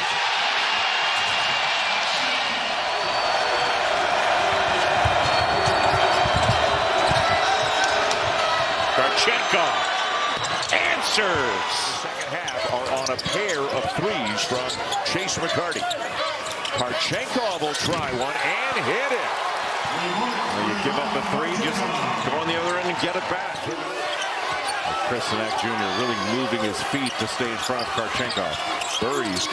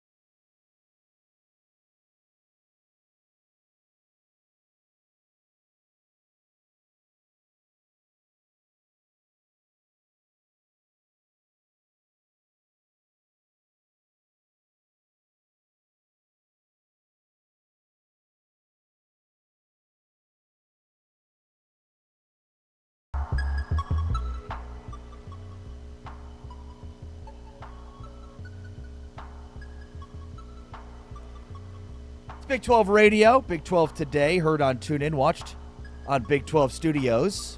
We've been traveling around Big 12 country with our spring caravan. We've talked with 13 of the 16 head coaches, previewed 13 of the 16 teams. We're down to the final 3. Have not been able to track down those coaches, but that's okay. We move along with our spring caravan presented by Modelo. Making a stop right now in Tucson, Arizona, where everybody's busy thinking about basketball, and yet football is in the air with spring football. Modelo Spring Football, earned, not given. The full-time fan knows no off-season. Our spring caravan tour is presented by Modelo because Modelo's off-season optimism is mandatory. It's been a long time since we've done that. All right, I just forgot to say. James, let's talk Arizona football. Where do you start? Well, I start with this massive turnaround that occurred last year. They go 4-8 in Coach Brent Brennan's first season. They go 9-4 last year. They end the regular season on a 5-game winning streak before they lost their bowl game to SMU. So they're 9-3 in the regular season. Why does it feel like Arizona still isn't getting maybe the respect or the credit that they deserve for that turnaround? And I think it's because the Brent Brennan era is still so new, and he wasn't really like this huge slam dunk splash hire like some of these other guys. He had been very successful at San Jose State, but he didn't have a team that was knocking on the door of the college football playoff, so it wasn't like a huge, sexy hire. And I think that he's had to kind of establish his own identity and almost build the respect and credibility within the fan base, which I believe he's done that. A 9-win season in year 2, I don't think you could ask for a guy to be much better than that. Yeah. So already a ton of outlets have mentioned Arizona as a dark horse title contender in the Big 12. They've been a top 25 team on some of these way too early top 25 preseason polls. And on paper, in terms of how many guys they have coming back, starting with their quarterback, Noah Fafita, who said he's coming back because he's got, quote, unfinished business, I think it's justified. You know, you look at the season that he had with over 3,200 yards. He limited his interceptions. He had 29 touchdown passes, completed 64% of his passes. And that was the first year under new offensive coordinator Seth Doege, who's back for year 2. So it starts there for me. Same system, same quarterback. You've got the most experienced signal caller in the Big 12. I think the expectations are that you match or even exceed that 9-win season from a year ago. Yeah, to your point, it's surprising that Arizona's not getting love preseason for the potential to win this conference. And, I mean, they are without a question a team that should be one of the favorites. And I think it starts with Fafita. He is the most experienced quarterback in the Big 12 and maybe in the country. I mean, he is the active career leader in touchdown passes in the FBS. And I think to your point, you know, it's the first time that Fafita is coming back with the same offensive coordinator from the previous year. So that's got to make a huge difference for him. And not only that, but the continuity that they have. You know, Brennan comes in year 1 and then changes offensive and defensive staff into year 2, and now they have some consistency and continuity with Doege and Gonzalez both back. Now, with that being said, they've got to rebuild one of the best secondaries in college football from last year. They're about to see 3 guys from that class get drafted, and their offensive line has some major question marks as well. But I start with rebuilding the secondary because Dalton Johnson, Genesis Smith, and Tre'Davious Stukes are all gone, and those were guys that were huge parts to the success that Arizona had last year on defense. And I was trying to answer our own question with why isn't this team being considered almost as a favorite to be up there at the top of the Big 12 standings. And then I looked at some other leagues and their standings, and it's just the college football era that we live in. Every other conference is top-heavy as well. And so I think they're almost hidden by what BYU did, what Texas Tech did. You go to the Big 10, and after Indiana, Oregon, and Ohio State, the 9-win teams that had the exact same record as Arizona are Michigan, USC, Iowa, Illinois, Washington. Like, those aren't instant title contenders in the Big 10 coming into this season. So it's kind of similar across all leagues. But when I look at, the secondary is the biggest thing. That's the biggest hole that they have to fill. They do have some really key returners, like the wide receiver Trey Spivey, who had a really nice year. Noah Fafita has 3 receivers coming back that combined for 9 touchdowns, 9 of his 26, and then 1,100 yards receiving. So, like, there's a pretty good core there to begin with. And then you have Trey Smith coming back off that season-ending injury. Remember, he missed the bowl game. Their edge rusher, who's a defensive captain, over 1,600 career snaps, coming back from that shoulder injury that I noted. They have 2 offensive linemen coming back. And then they were all over our preseason transfer portal series when we were ranking the top 5 incoming transfers at every single position. I saw a lot of Arizona guys and a lot of guys in the secondary. Like, they've retooled with a corner from Oregon, a safety who was a starter at Nebraska and had the game-sealing interception week 1 against Cincinnati, and then one of the best FCS safeties in the country, an All-American from Northern Colorado who was first-team All-Big Sky, Cam Chapa. So they've added 8 total defensive backs. And systematically, they do, it's kind of like a 3-3-5 or a 4-2-5 hybrid defense where the secondary is always just all over the place. So I'm confident that they've retooled in that area. Yeah, and I think the continuity in terms of their coaching staff is huge. Here's what Brent Brennan said earlier this spring about that. That's huge. I think in the world of college football right now, when you see how many people are moving every offseason, players, coaches, all of that, I think that's one of the things that presents the greatest challenge in my mind of building a consistent, sustainable winning program here at Arizona. And I was really appreciative of the commitment from our administration that gave us a chance to keep those coaches here and to keep all of our coaches here, right? Because everybody was signed to new contracts. And so I think that speaks to the belief they have in us and the fact that we've shown progress in terms of what we are building with Arizona football. Yeah, I think there's a buy-in, obviously, from the coaching staff that shows that, hey, that there's a proof of concept here, the success they had last year that they can build on. Like, there's kind of 2 ways to think about success in football and college football. There's like okay, we made it, and then that mentality, I think, leads to a regression.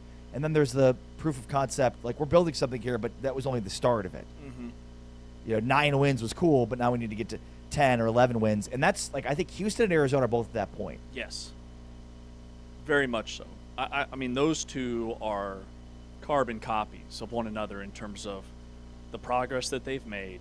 Is it sustainable, and can they take the next step? And then I say they're both similar in that they have returning quarterbacks, a lot of their offensive line coming back, and they've loaded up in the portal. Like, on paper, those are 2 teams that should be better this year. But both Arizona and Houston graded really high in turnover luck, close game luck, injury luck.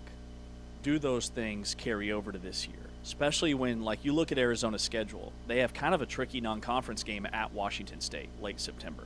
Washington State, that is the biggest game of the year for them. And then in conference play, number one, they do have 5 games at home, but one of those is against Arizona State, which is essentially a rivalry coin flip. And then they play at BYU. They play at West Virginia, who we think is going to be a lot better. They play at Texas Tech. They play at Kansas State. I mean, they get, and that doesn't include TCU at home, Cincinnati, Iowa State, and Utah. I mean, they have all of the top teams in the Big 12. The only team missing, they don't play Houston, who they played last year. But they replace Houston with Texas Tech. So, like, their schedule is brutal when you look at it.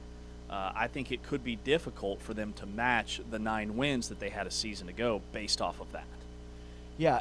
Is it – so they do have a second bye this year because their first bye is the first week of the season? Weird place for a bye. Yeah. Yes, it is. Some of my most intriguing transfer portal additions, and I think what's good about losing all the talent that they lost at safety is they're bringing in a ton of talent at safety.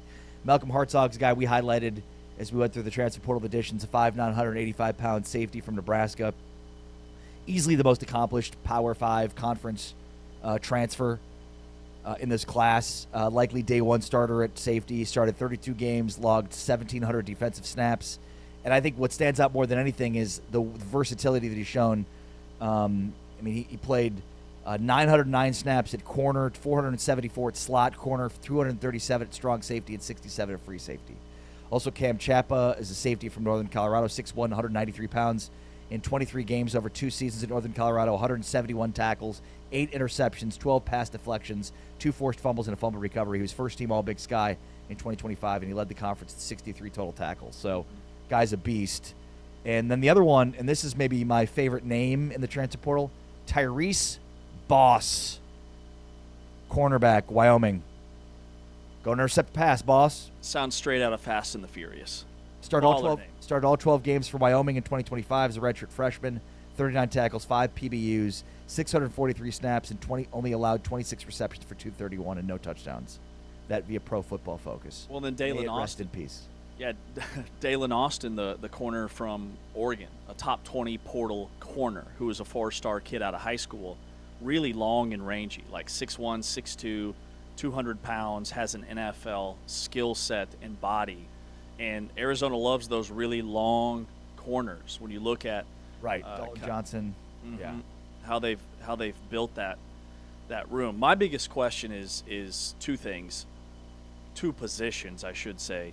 Offensively, it's the offensive line. They only bring back 1 full-time starter.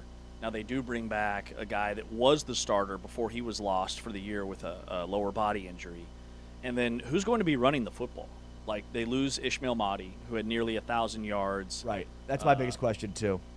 Now, they do have Kedrick Riscano back, who led them in rushing touchdowns last year, but he had less than 400 yards. Like, he's their power, short yardage back. I don't think he's their full-time back.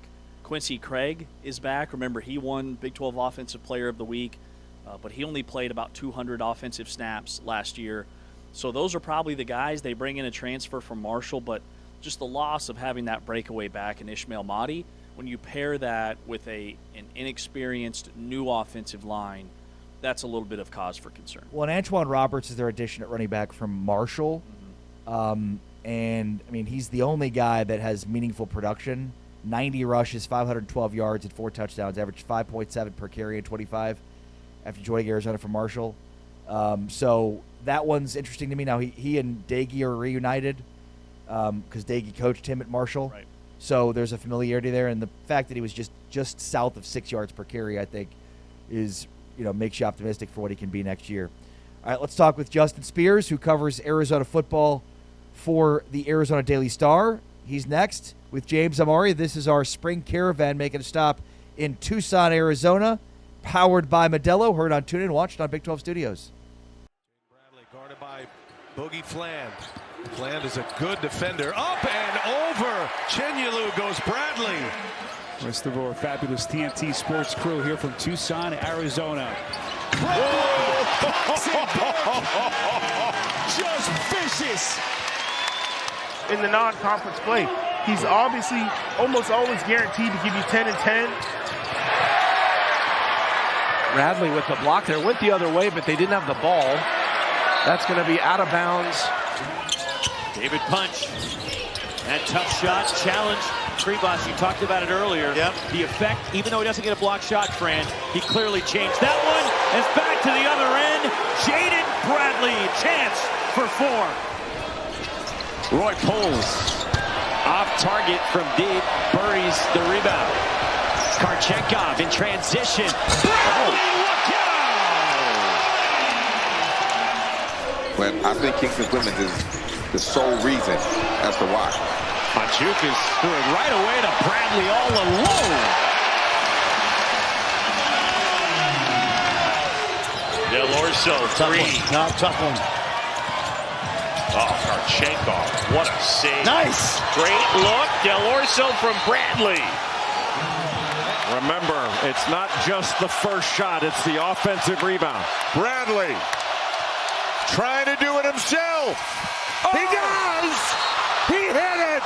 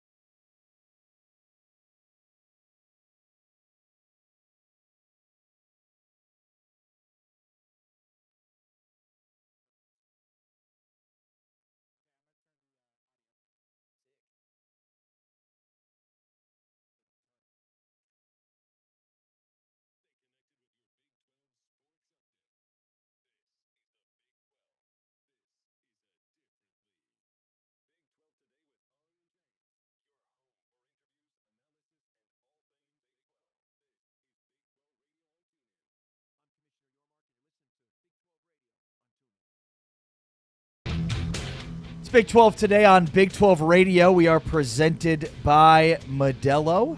Heard on TuneIn, watched on Big 12 Studios.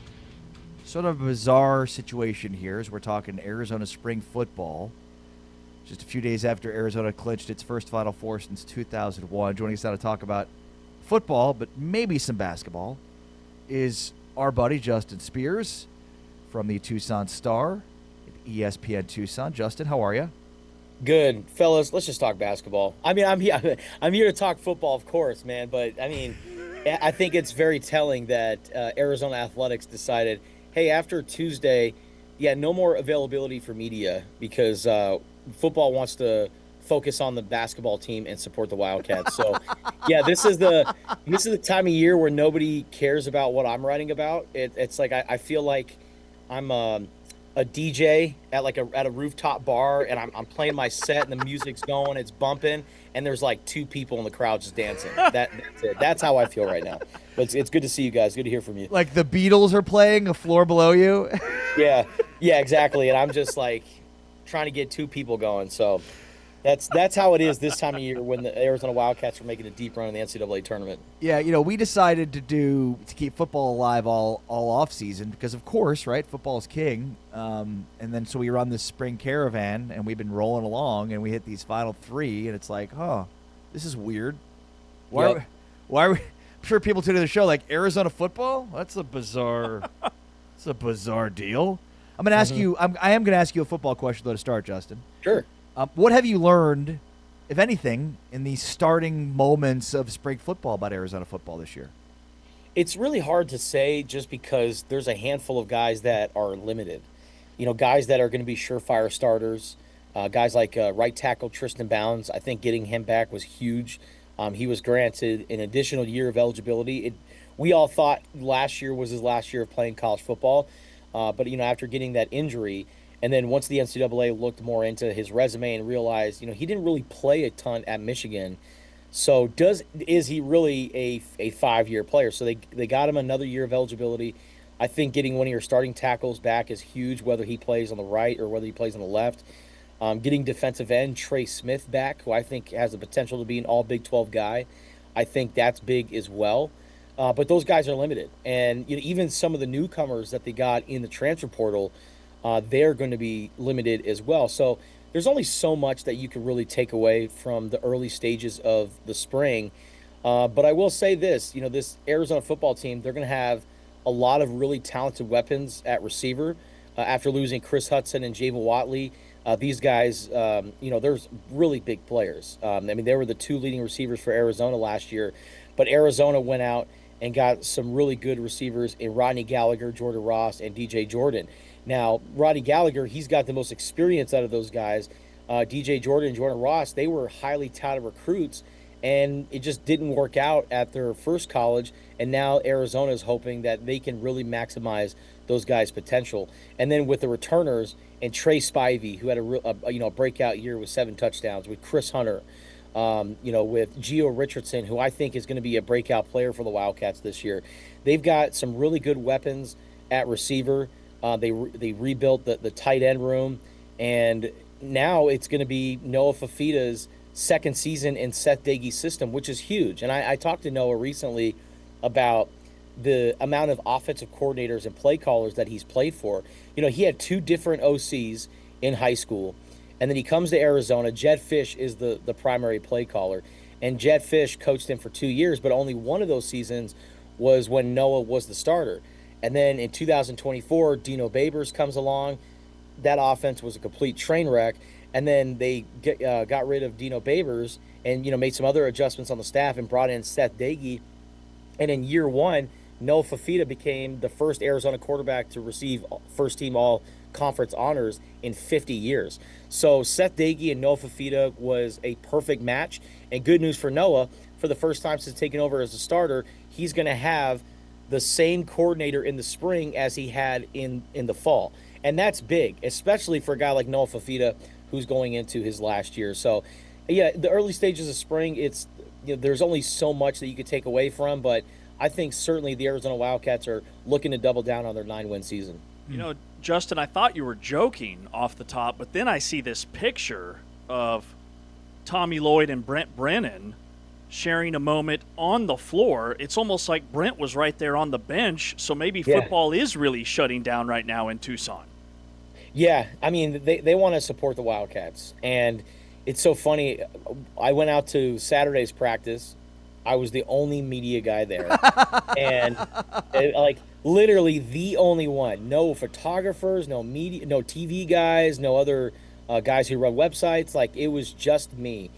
And I get a word from the media relations guy, the SID for Arizona football, Brett, and he's like, hey, so Danny Gonzalez is going to hop on a plane and go to San Jose to support the team. So it's just going to be you talking to Trey Smith and Mace Pesse. And I'm like, cool. All right. And that's just how it is right now. I mean, these guys, they want to be all in on the basketball team and supporting Tommy and Brent and Tommy. They are buddies. They've gotten to know each other very well since Brent came to Tucson. So, yeah, man, all eyes are on Arizona basketball. I mean, Arizona baseball has a game going on at the same time. I can imagine there's not going to be many people at High Corbett Field.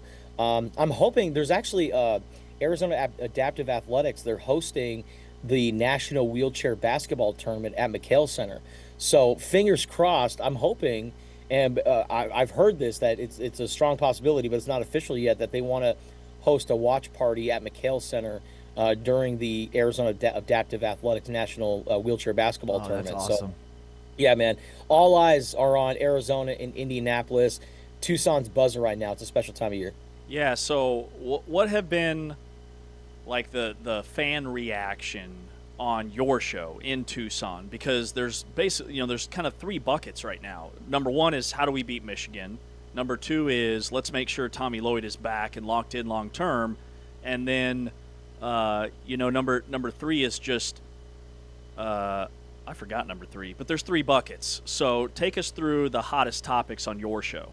Well, I can tell you what that third bucket is. It's about damn time, right? Because we have seen so many really good Arizona basketball teams over the years that were so close to getting to that Final Four, but couldn't get over the hump. We saw it, after the 2001 national championship, Lute Olson and Salim Stoudemire, Channing Frye, Hassan Adams in 2005. They had a 15-point lead on Illinois. And then Darren Williams and Luther Head and Dee Brown rallied back, and they take Illinois to the Final Four. We've seen a few teams with Sean Miller, right, losing twice to Wisconsin. And it has been 25 years of heartbreak. It has been 25 years of Arizona fans getting their hopes up, thinking this is the year. Arizona basketball fans are almost kind of starting to sound like Dallas Cowboy fans, right? Every year it's their year, and then they get disappointed, right? But it's been a long time coming. I mean, heck, the last time Arizona was in the Final Four, LeBron James was a sophomore in high school, right? Gas was $1.40 per gallon. I think Tom Brady hadn't even won a Super Bowl yet. Kobe and Shaq were one championship into their three-peat. So it was just, like I said, it's been a long time coming. And when Arizona finally punched their ticket to the Final Four, it was like Tucson just exhaled, just one big breath that they've been holding in for the last 25 years, and they've got the right man to do it. Tommy Lloyd is the perfect man to lead this program. And now I feel like Arizona fans, they kind of feel like, okay, we got to the Final Four, all is good. But, 36-2, they know damn well they can win a national championship, and they know that the job's not finished. Yeah, right. And how much of that goodwill is lost if they do lose in the Final Four? I don't think so. I think that they finally got to the Final Four, and they had this incredible season that's not remembered as the disappointing season, right? They went in as the number one seed, only 2 losses. One of those losses was without Koa Pete for a half, and the other one is at Kansas at Fog Allen Fieldhouse. So I think that Arizona fans, they have been very pleased with the season. Of course they want to win the national championship, but I think that just kind of getting that monkey off their back and just, finally being able to say Arizona is a Final Four team. We have seen Arizona in the Final Four. But I think that Arizona fans, they know that this is a team that can win a national championship. But based off of what I saw last week, man, people were in tears. People were high-fiving. People were so happy. And like I said, it's just it's just a very positive buzz going on right now in Tucson, Arizona, one that we haven't felt in a long time. Yeah, it's almost like playing with house money now the rest of the way. Taman had a hypothetical for us earlier during a segment. Who would you rather play? Let's say Arizona beats Michigan. Would you rather see UConn or Illinois? Ooh, it's hard to beat the same team twice in a season. Arizona did that earlier in the season, and UConn was shorthanded, right? They were, I think without Terrace Reed, right? So they were shorthanded. And then Illinois, on the other hand, if you want to keep up this revenge tour, I know that Arizona's faced Illinois since then, but as far as the postseason goes, you can get your revenge for that 2005 epic collapse in the Elite Eight. And then another interesting storyline for that game is Illinois is led by Kylan Boswell, former Arizona point guard. So I think Jaden Bradley going up against the guy that started ahead of him when he first got to Arizona, Illinois is as far as like talent goes, they can't match up with Arizona the same way that a team like UConn can. So I think that Arizona fans would much rather play against Illinois rather than the better Hurley brother. Yeah, one of the things we talked about earlier is somehow Kylan Boswell, who was born in April of 2005, is a senior, and Braden Burries, who was born in September of 2005, is a freshman. How, Sway? How does that happen? I even tried to put it into Claude, and Claude was like, I don't know. That's so weird. That is so weird. Born in the same year, and yet one's a freshman and one's a senior. I don't think I've ever seen anything like that before. That's got to be a rarity. I mean, it's insane. I still don't know how it's possible. Like, I read about how it's possible and still don't know how it's possible. They're born 5 months apart. One's a senior, one's a freshman. That's amazing. But I will say this, I'm really happy for Kylan Boswell. I know things didn't, work out well at Arizona. I mean, he was a highly touted freshman and was, on a path to be one of the next great Arizona basketball point guards. And then, he had some off the court stuff, and was just dealing with a lot. And I'm glad that, he found a landing spot and is having a lot of success. And I know Arizona fans are not going to remember Kylan Boswell too fondly, when they think about his last year at Arizona, but it's good to see him do some good things at Illinois. Justin, are Arizona fans worried at all about Tommy Lloyd leaving, or is he back next year? Like, what's the perspective there? Yeah, I think people are definitely worried just because, down here in Tucson, we have seen coaches leave Tucson for other places, but not when it comes to basketball. I mean, Sean Miller got fired. Lute Olson retired. So if you think about all of the most recent Arizona basketball coaches, none of them have left on their own volition. With that being said, I do think that Tommy, much like a lot of other people in the work field, he's using this as leverage. And, whether it's to get money in the basketball program, whether it's money for his coaches, whether it's a change in the Arizona athletic department, I don't know. I don't know what Tommy Lloyd wants. But I think he has done enough to prove that he is the face of Arizona athletics. And whatever it is that you can do to keep him, you got to do it at the U of A. And I've gotten to know Tommy over the years. Tommy's a very easygoing, laid-back guy, great basketball coach. He is the most perfect guy to lead Arizona basketball. There is no one better than Tommy Lloyd to lead Arizona basketball. So I think what Arizona is trying to do, yes, of course they would like to lock him in, but I guess we'll find out. It's going to be very interesting over the next few days. Awesome stuff. One more for me, and this is a football question. Over under 9 wins for Arizona football in 2026. That is the perfect number. I mean, that was the number of wins they had last year. I will say under, but by one. Maybe it'll be a wash if they win their bowl game. But I think 8-4. That is my prediction for Arizona football. I think they have a tough schedule. Now, with that being said, BYU week 2, you get them early. Yeah. I think that's a game that Arizona can win in Provo. But then you got Texas Tech on Halloween. That's going to be a tough one. You got to go play Rich Rodriguez of West Virginia on the road. So it's a tough schedule. But I think Arizona, they're going to put together another memorable season and send Noah Fafita out on the right foot. Great stuff as always. It's always fun to catch up with Justin Spears from ESPN Tucson and the Tucson Star. Justin, thanks for your time, buddy. Appreciate you. Thanks, Justin. Justin Spears joining us here, Big 12 Radio, Big 12 Today. Heard on TuneIn, watched on Big 12 Studios. Kyle Whittingham says the NIL is out of control. Huh? Plus more of college sports' biggest headlines, including the #1 program in the Big 12 and private jet spending. What? Lots of headlines that will make you go, huh? That's next. It's Big 12 Today on Big 12 Radio. Huh? Powered by Modelo. Heard on TuneIn, watched on Big 12 Studios. Play through those post guys, screens, pick and roll, high-low, everything. Burries tries. That's a three, and it'll go. Braden Burries. Not a Shot mismatch. clock under 10. They have Pete if they want him. Burries step back. Gets another. Never mind. Don't worry about Pete. You saw that Penn State game, obviously. It's surprising. Oh, what a find. Burries the stuff. He makes plays now. He's done that a few times. Got to get away from him. Yep. Bradley knew he had it, just picked his pocket. Nice pass.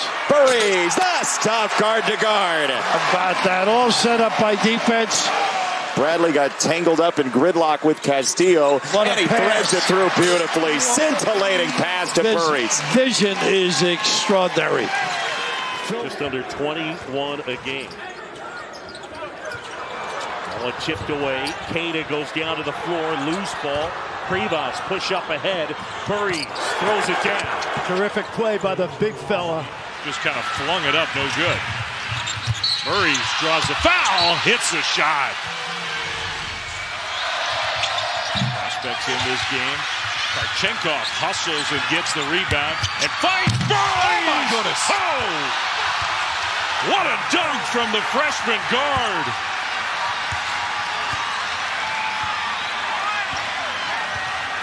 The very talented freshman got space and put him on a poster. But this game Concerned about complacency tonight. And they have gotten haymakers thrown at them. But there's Braden Burries giving Arizona the lead.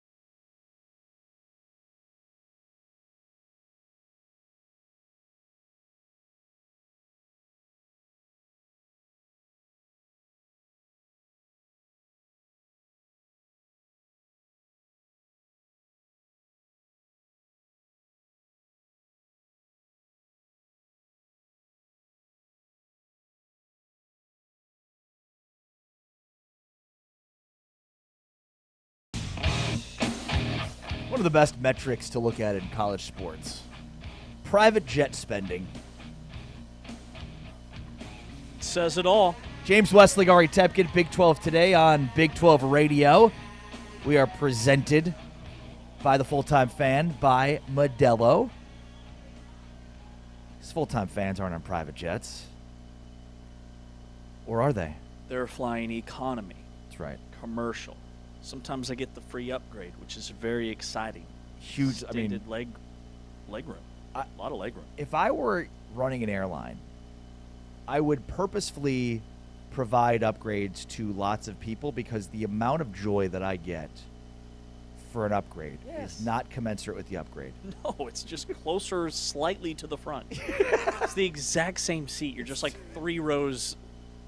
One time I got where moved. You would have been. I love the aisle. One time I got moved up 10 rows to the middle, and I was like, hallelujah, to the middle seat. You know, I used to be an aisle guy, but I'm leaning more window now because window does give you a little more room to operate. You can lean into the window. It's true. And then the cart banged my knee when I was asleep one time, not that long ago, this season, from the aisle, and I'll never recover. It's the most painful thing I've ever experienced. I just like the control of the aisle. Yeah, I mean, you do get that. In the aisle, I'm in control. And then You're not getting in or out unless I say so. Yeah, and then I thought, well, how many times do I actually like get up and go to the bathroom and walk around on a flight? And it's maybe 1 out of every 10. I would say my average is a half. Like a half flight? Yeah, like basically what's every other flight. Oh, okay. But it's the illusion of control, James. Yeah. I'm in control when I'm in the aisle. Yeah, no, I get it. I'll tell you the biggest thing, though, is not to get up and go to the bathroom during the flight. It's once we get in, seatbelt light comes off. Oh, yeah. I'm up. Pop up. So I used to get really annoyed about people that did that. Yeah, well, you got to box out everybody that's trying to cut in line behind you. So that's what's happened. Now it's a must-sit aisle because now you got to box out, really get your positioning, because it gets crowded very quickly. Oh, yeah. Yeah. Very quickly. I stand up even being the window seat. I stand up and kind of hunch over. I got to stretch my legs. But that's why lower back pain. It's a whole thing. That's why you can't be in the window, because if you've got an aisle that doesn't know how to aisle, well, then you're stuck. You're in no man's land. You're stuck. Well, you know, I'm first class most of the time, so this is irrelevant. And then you've got like the friendly guy that's like wave everybody. Yeah, come on ahead. I've got nowhere else to be. Yeah, you absolutely.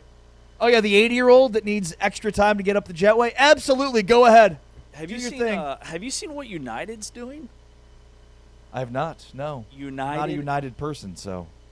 I've flown United a couple of times. It's very underrated. Number one, usually kind of the smaller cities airline, but United. It's Chicago's airline, okay? Is it? Yeah. Okay, United that makes sense. Actually, I think that those are the times I flew United. We flew into Chicago. Well, they're rolling out this new deal where they're going to have new seats that I'm sure it's $1 billion, but you can purchase these seats and basically have the entire row.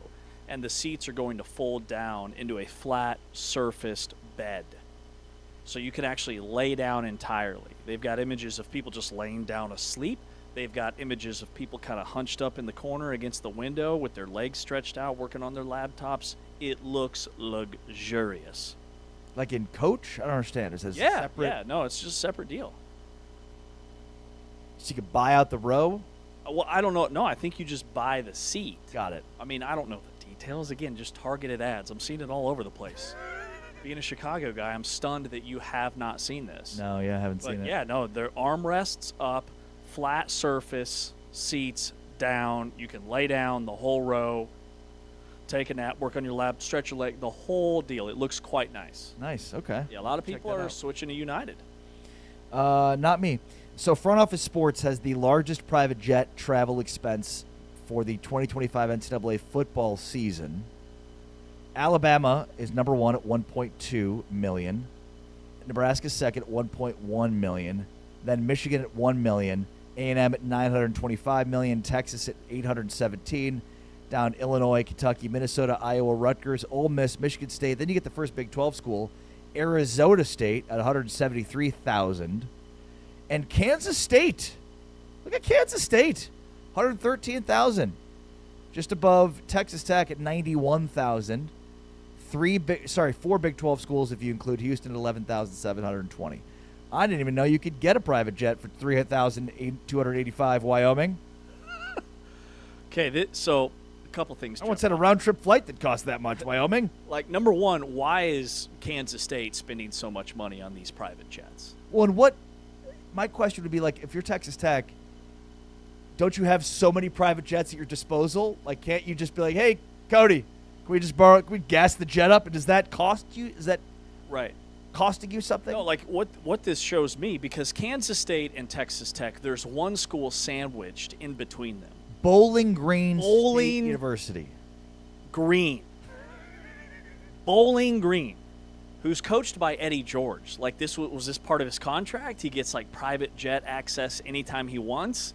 Kansas State was one of the founding fathers of the private jet travel, because Bill Snyder requested that he have a private jet.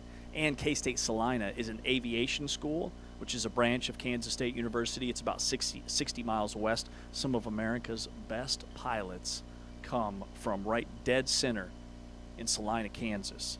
So Kansas State, when I thought about all that, wasn't really shocking, but then it's like, was K-State spending that money for recruiting to woo Colin Klein? My first thought was Colin Klein. Like, how many back and forth trips were there to get Colin Klein to Manhattan? When I wonder how this compares to, like, everything else in the world. And Texas Tech, so you think about all their high-level donors and alumni and boosters, the fact that they're playing more games than anybody else because they're in the college football playoff, for Arizona State and Kansas State to be above them tells me that Texas Tech is really good at managing their money. And I just think some athletic departments nationwide are really good. It's like anybody. All of us, we're either really good or really bad or right in the middle in terms of managing our money. And I don't think athletic departments are any different. No, you're so right. That's exactly what it is. Like, Indiana's on this list at 42nd, down the list at 42,000. With like a third of what Alabama spent, and they won the national championship. Right. It make sense. Indiana's right there with East Carolina University. Like, why can't somebody just walk into Eddie George's office and be like, hey, we're Bowling Green, probably should, like, pump the brakes on the private jet access. Why are we spending $91 million on private jets? Like, why are we on the same list as, like, a bunch of other Power 4 schools? Yes. We're Bowling Green, we're in the MAC. Yes. Yeah. And there's a lot of Big 12 schools that aren't even on this list. So they're apparently doing it the old-fashioned way. Like, Houston spent $11,000. $11,000. Alabama spent, $191 million? $1.2 million. Okay, $1.2 million. Thank you. Houston spent $11,000. I don't know. Like, Willie Fritz is like, I don't need a jet. These numbers seem kind of outrageous, but, like, I need some context, because it's just hard to contextualize, like, what these numbers mean and why they're being spent, and does it include, like, if you've got rich donors that just hand you over the PJ. Right. I'm sure you've got to pay for, like, private. You've got to pay for the time and for the gas, but the fuel and the time. I would think the fuel would be incredibly expensive. Yeah. But Houston spent $11,720, and it was one trip, and it was to Big 12 Media Days here in Dallas. Wow. That was their one trip on a private jet. Like, that's managing your money. Is it, though? Feels like you could have spent that 11 G's somewhere else. I don't know. Oh, I see what you're saying. 11 G's is too much? Like, that's like that. For a 5-hour car trip? 4 if you've got somebody driving fast? Closer to 4. Those buses, they're pushing 65. That's a 5-hour trip, maybe 6. Somebody get my man Willie Fritz from Houston to Dallas in faster than 4 hours. He spent $11,000. They could have spent way more. But I think the benefit for Houston, like, they don't have to really recruit hard outside of the Houston metro. No, great point. Whereas Manhattan, Kansas, you got to fly all over the country. You got to fly back and forth to Texas a billion times. Texas is probably their most fertile recruiting pipeline. And then trying to get Colin Klein to Manhattan, how many trips back and forth was that? It's a wild chart, though. Third on this list is Michigan at just over $1 million. So let's hear what Kyle Whittingham had to say recently about NIL spending. Here's Kyle Whittingham, the new Michigan head football coach, wearing some really nice new glasses he's got on. That's my number one take. It's very stylish. Well, it needs a complete revamping. I mean, you can't just do one thing. I think it needs a complete overhaul. where we are is not sustainable. NIL is becoming out of control. I mean, I think you're going to see half a dozen or more teams in the next recruiting cycle, 27, have $50 million plus rosters, and it just can't continue. And so we've got to rein it in. I don't have the exact plan or the exact model, but I know something that resembles an NFL minor league is probably a good starting point. Is trying to get a salary cap and some guardrails up on this thing. Kyle Whittingham looks unrecognizable in this clip. He's wearing like these very, very sophisticated looking eyeglasses. He got a haircut. Remember he had the big, long, like Harley hair? Totally. Who is this guy? It's almost as if Michigan was like, hey, the look. Can we do something about the look? Yeah. Can we just... Like, was Stitch Fix part of his contract? Clean you up a little bit? What? Who is this man? That was my first thought when I saw this clip. I was like, that's not Kyle Whittingham. You know, Who's that guy? My first thought was, yeah, the glasses and the haircut. And then the second thought was, wait, let me just do the math again. Utah's paid him $13 million.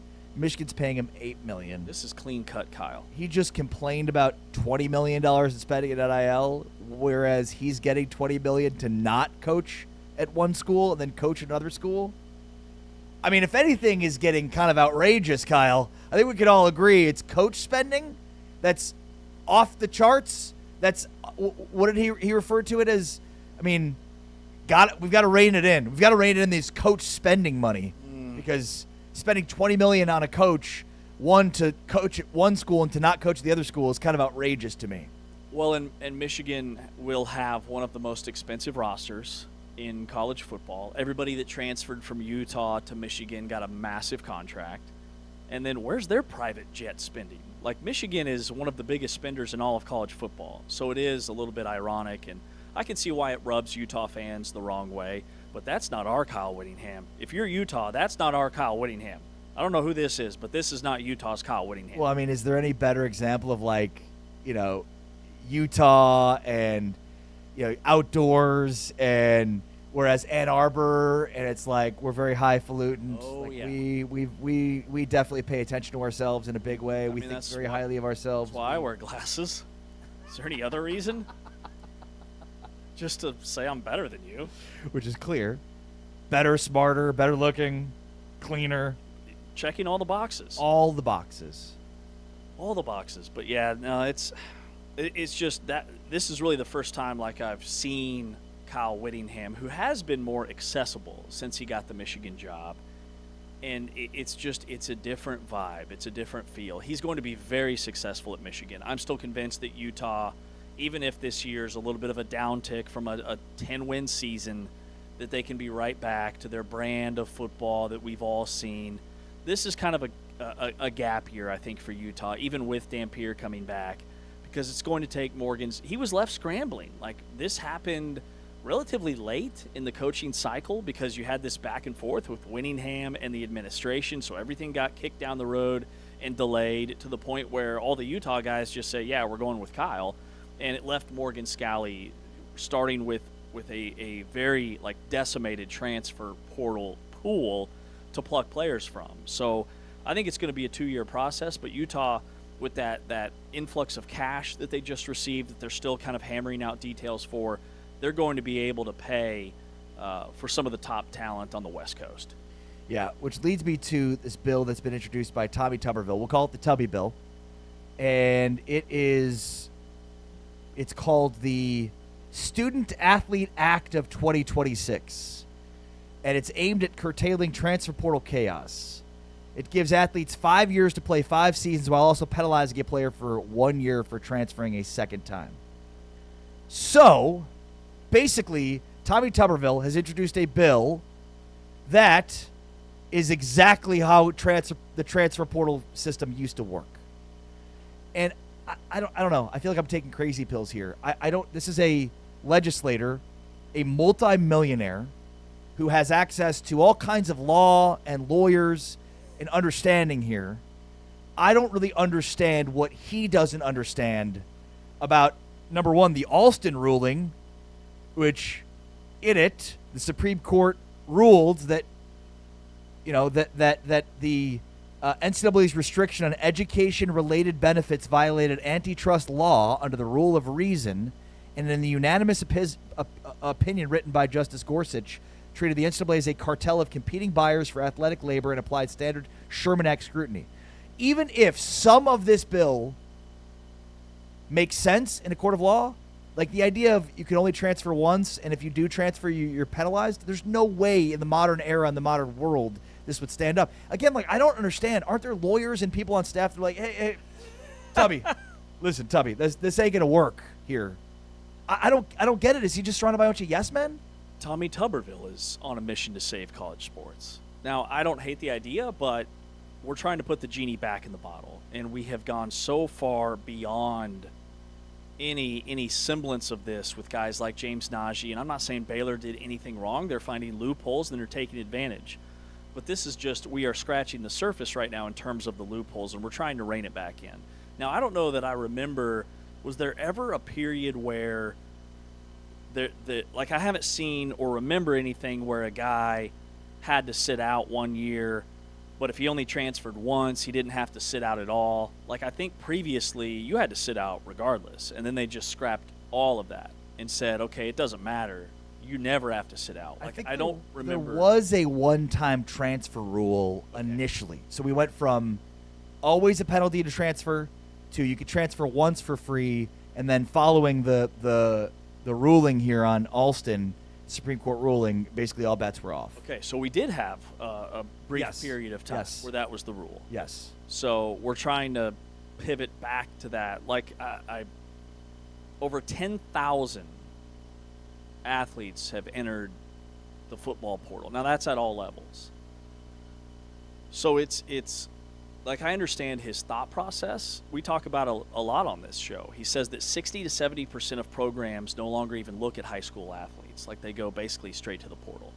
I'm not saying that schools in the Big 12 necessarily, but I do think that high school athletes are now kind of an afterthought when it comes to college football and even college basketball. Like, the 3-star recruit and develop type of kids no longer exist at power conferences, and if they do, they started somewhere else. Well, it's a market inefficiency at this point in time that if you want to take advantage of one of the market inefficiencies, that would be one to do. Tommy Tuberville, to me, is just hilarious in that he basically, completely leveraged a more archaic system in which he got tons of money to coach while not paying the cyclical labor force that he constantly had access to, and then had some good seasons, but for the most part, underachieved every season following that, and then leveraged that into a run for Senate in the area where he had the most success in coaching college football, only to show up in Senate as clueless as he was as a college football coach. Like, is there a path for a college basketball program to recruit a bunch of 3-star high school kids, develop them, and get them to stay, and then have success? Like, that path, I'm not sure exists anymore. Well, I think it does. You just need to have a coach that's not like Tommy Tuberville, one that's like in tune with his players, understands their wants and needs. You have to understand, like, what does the guy want? Not everybody wants the same thing. Right. Some guys want money. Some guys want family. Some guys want atmosphere. So, like, everybody wants something different. Figure out what those guys want, and then give that to them. Mm-hmm. Is it ensure that you're going to keep them? No. But there are programs that have had a lot more success in doing that than others. Oh, yeah. I mean, right here in this conference, you see it with Iowa State. Iowa State's the first school that comes to mind, right? Consistency, Keelan Torrey, Jamarion Bateman, Taman Lipsey. Even in football, under Matt Campbell. Yeah. So, I mean, it's possible. It's just, takes work. Yep. Not something Tommy Tuberville's used to. It's Big 12 today on Big 12 Radio. We are presented by Modelo, heard on TuneIn, watched on Big 12 Studios. On the way next, Mike O'Donnell, our college basketball analyst for CBS and NBC Sports, joins us. It's Big 12 today, presented by Modelo, heard on TuneIn, watched on Big 12 Studios. Don't forget, BYU Villanova. We'll get our first look at A.J. DeBonsa as Koa Pete on the receiving end. Execution on that possession from Florida. Xavier Lee hits his second 3 of the night. Oh! Koa Pete from the rafters! What a pass and delivery against Condon. Here comes Bradley. Bradley gives it to Pete. Pete, look out below! One highlight after another! Mr. Arizona has arrived at the collision collegiate level. Utah steal, then they throw it right back to the Wildcats. NASCAR tempo, a lob, and Pete brings the house down. Senior out of Rickards High School, Tallahassee, that venerable program. Pete the screen for Karchenkov, and they'll play it together for 2 and a foul. Rebound pawed down by Krivas. On the hit ahead, Pete. Duck. Woo-hoo! How about the outlet pass? Here's the end of the play. Johnson will. Yeah, he will. And he hit the backboard. Numbers here. Burries. Flanked by Pete and a hammer. Bringing it on. The Chandeliers as well. They can be explosive. And look at his work on Mo Krivas down low. The lob. Oh, watch out. High above the rim. Bradley trying to find one of his bigs. He gets it to Pete. Pete off balance. Fires. Oh, what a shot.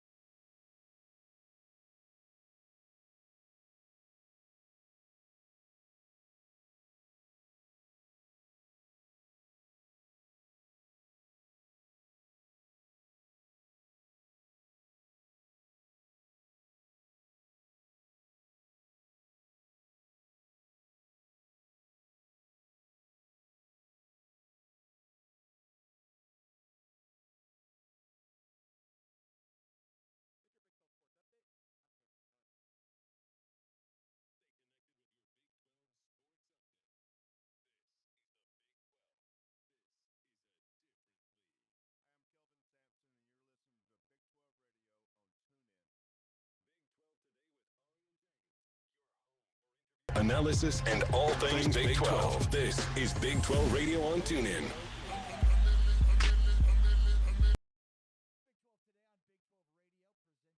Dello, along with James Westling. I'm Ari Temkin. Let's talk now with Mike O'Donnell, college basketball analyst for CBS. I am doing really good. How are you? Doing very well as well. Appreciate your time as always. Reaction to the Final Four, Mike? Well, I don't think we have enough time for full reaction, but I will say, I mean, obviously that, that UConn-Duke game, the Mullen shot, right? One of the greatest March Madness moments ever. Unbelievable play by Alex Karaban to actually make that pass. It's not talked about enough. That was just, that decorative a player, that kind of guy, could have taken a shot, could have felt it in the moment to take a shot, but he opted to make the right play. Just incredible. Illinois just looks really, really, really good. And Arizona and Michigan, that game, fellas, man alive. That feels like the most juggernaut Final Four game that I can remember. These two teams, Michigan, Arizona, it's going to be just incredible. I'll be out there in Indianapolis. So I'm just ecstatic. Dude, that's awesome. This tweet that you had, Mike, about Alex Karaban being a UConn legend. Can't stop thinking about the past. Braylon Mullins, how many players in that moment with everything on the line would have taken a forced shot? It kind of reminds me of when you and I worked together. I'm kind of already a broadcasting legend, and I'm just passing it off to you, Mike, because I know that with everything on the line, you're going to deliver each and every time. Well, you're right about two things there. One, yes, I'm going to deliver, and two, you will always make it about yourself. So it's perfect, man. Great. Very well said. All right, in terms of Michigan and Arizona, what do you think ultimately are the deciding factors? I've just started to kind of take a deep dive into that. I will say, one of the keys, if you're a Michigan fan watching this, which it doesn't, it wouldn't make any sense. I mean, that it's Big 12 radio, right? But if you're a Michigan fan watching this, in its simplest form, making threes is the most important thing you can do against Arizona. The absolute most important thing. And that's not a lazy, boring take. Like, if you go back and you watch, obviously Arizona lost 2 games. That Texas Tech loss, they were so good, using Toppin as a decoy in that game, even though he was really good. They hit 14 threes in that game. And because Arizona isn't a high shot volume 3-point shooting team, there was a little bit of that trading back and forth threes for twos. And then in the Big 12 tournament, the Arizona-Iowa State game, which was the best regular season game all season long. That game was unbelievable. Iowa State hit 12 threes. And so there's an opportunity there for Michigan to, you got to take pieces from that game, and you have to make threes. Michigan's a good 3-point shooting team, but they're not just, they're not exactly like Arizona, but they will shoot plenty of threes, but it's not something they're always looking to do. Now, from Arizona's perspective, if I know that, if we know that, if we're talking about it on Big 12 radio, it's going to be a point of emphasis. It is interesting that when you look at Michigan's losses, if you go back and you watch those games, especially that Purdue loss and even that Wisconsin loss, when you think about how often Wisconsin and Purdue got to the free throw line, how fearless they were in attacking Michigan's bigs in the post, in particular, Mara and Lundeborg, that was a big deal. Just even from like a confidence standpoint, sometimes there's invisible plays that you make as a team to where even if you're not scoring in the paint or you're not getting fouled, when there's a display of fearlessness of like, we're not afraid of Michigan's bigs, things open up against that defense. Easier said than done. Michigan's incredible, but I think Arizona not only has the advantage in the backcourt, which I really believe that the Arizona's backcourt does have the slight advantage over Michigan's backcourt, but there's going to be opportunity for Tobe Awaka to be a hero in this game. And everybody's going to be talking about Krivas, and he's got to stay out of foul trouble, and that's vitally important. But Tobe Awaka could be like an Arizona hero in this game, just in terms of fouls drawn, physicality, fearlessness, being able to switch down the perimeter on Lindeborg and lock him up. I think he is going to be the absolute key in that game for Arizona. Who's the best player in the Final Four? Oh, man.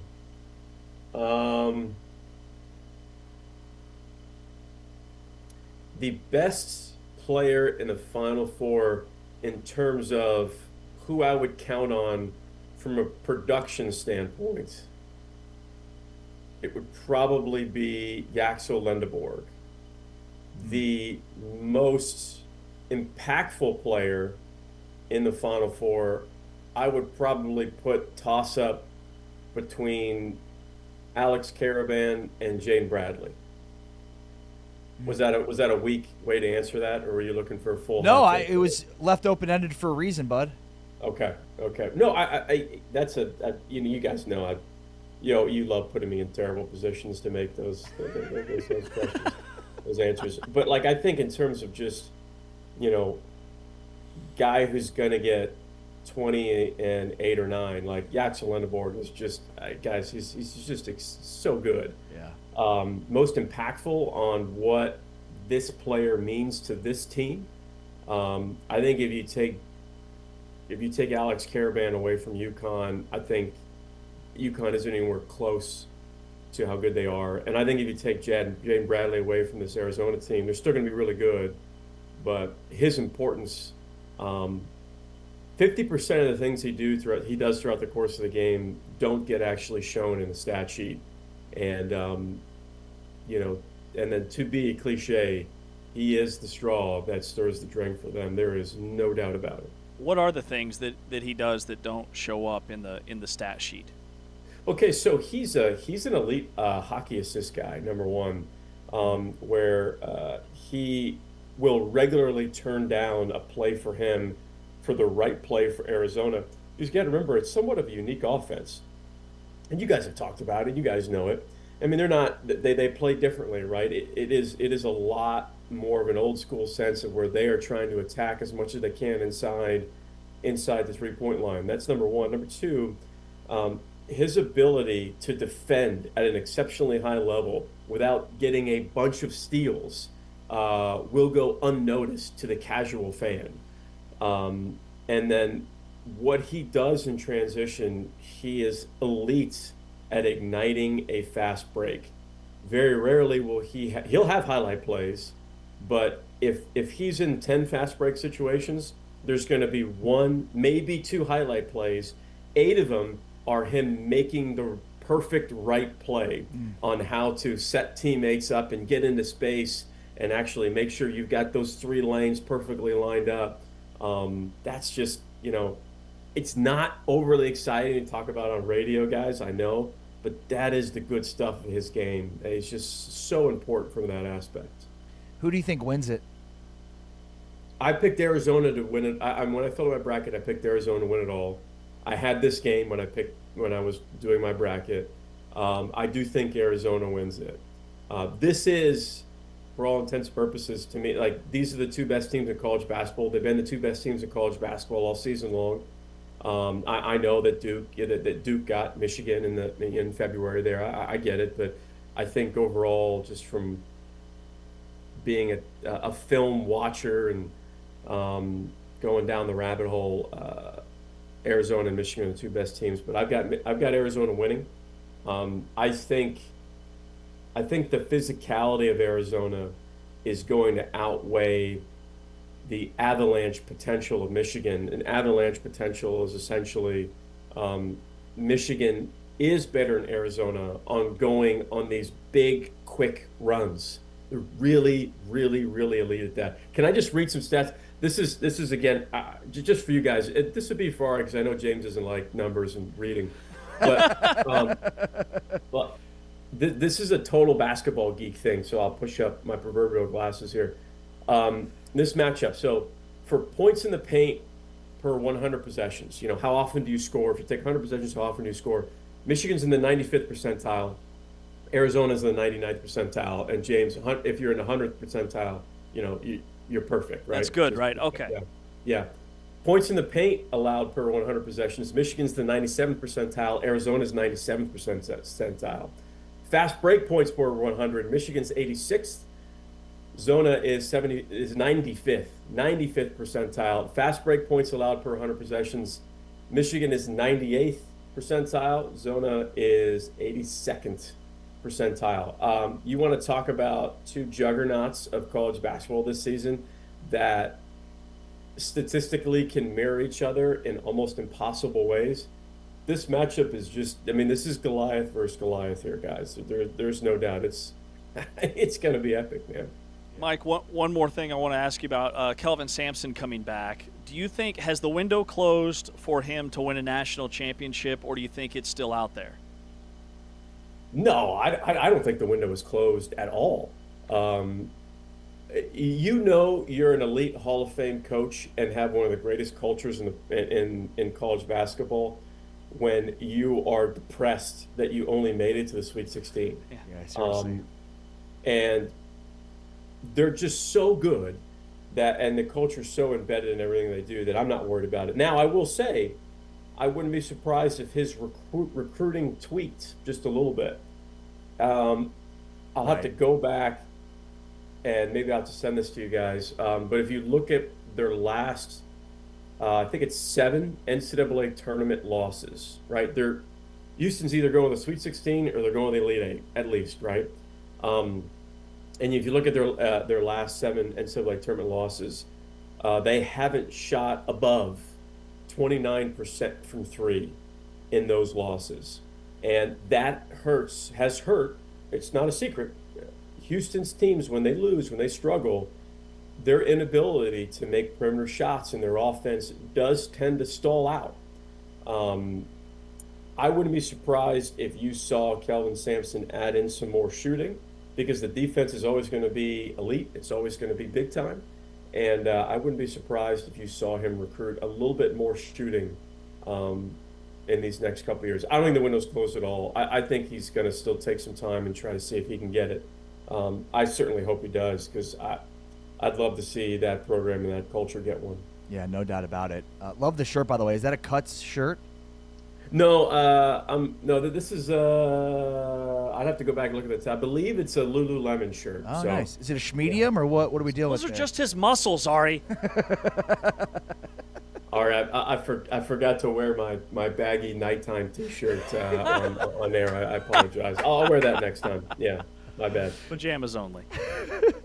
I just didn't know if it was a schmedium or what. It was very accentuating your large pectoral muscles. Sorry, guys. I mean, I'll put on a jacket next time if it's making you Mike, uncomfortable. I know style, okay? I'm here for it. All right, you rock it. You rock it.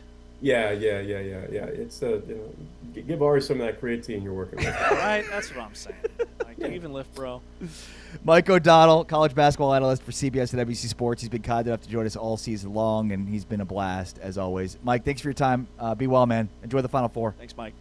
Thanks for having me, guys. Appreciate it. Always fun to catch up with Mike O'Donnell, the former UCF basketball star and analyst for CBS and NBC Sports. This is Big 12 Today on Big 12 Radio. Potentially huge development for the Big 12. Next, it's Big 12 Today on Big 12 Radio, presented by Modelo, heard on TuneIn, watched on Big 12 Studios. Pete out high, one-on-one. Backdoor bounce and a scoop for Del Orso. Reverse layup makes it 22. Little step and go, big time delivery. Haggerty had it taken away. It's a run out the other direction. And a slam the hammer from Karchenkov. And this is the problem when you play this team. and made something out of nothing. Ivan Karchenkov works the baseline. Oh, man. He's another one of those freshmen. They play 4 freshmen. It's pretty clear Arizona State defensively trying to pack the lane and dare Arizona to beat him from the outside. But Karchenkov, the freshman, says no. 35 and 33 minutes. Getting back to full health. This is a great time. Karchenkov off the turnover. What they want to do is just get out quicker from those elbows and blocks to get to a shooter. Bradley to a cutting Karchenkov. Taken away by Karchenkov.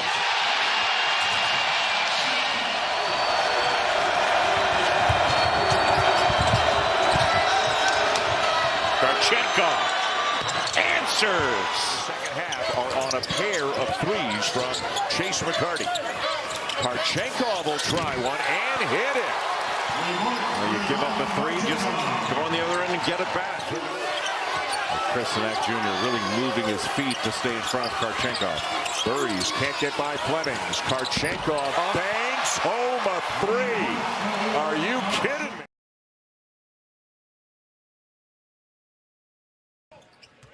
Pete out.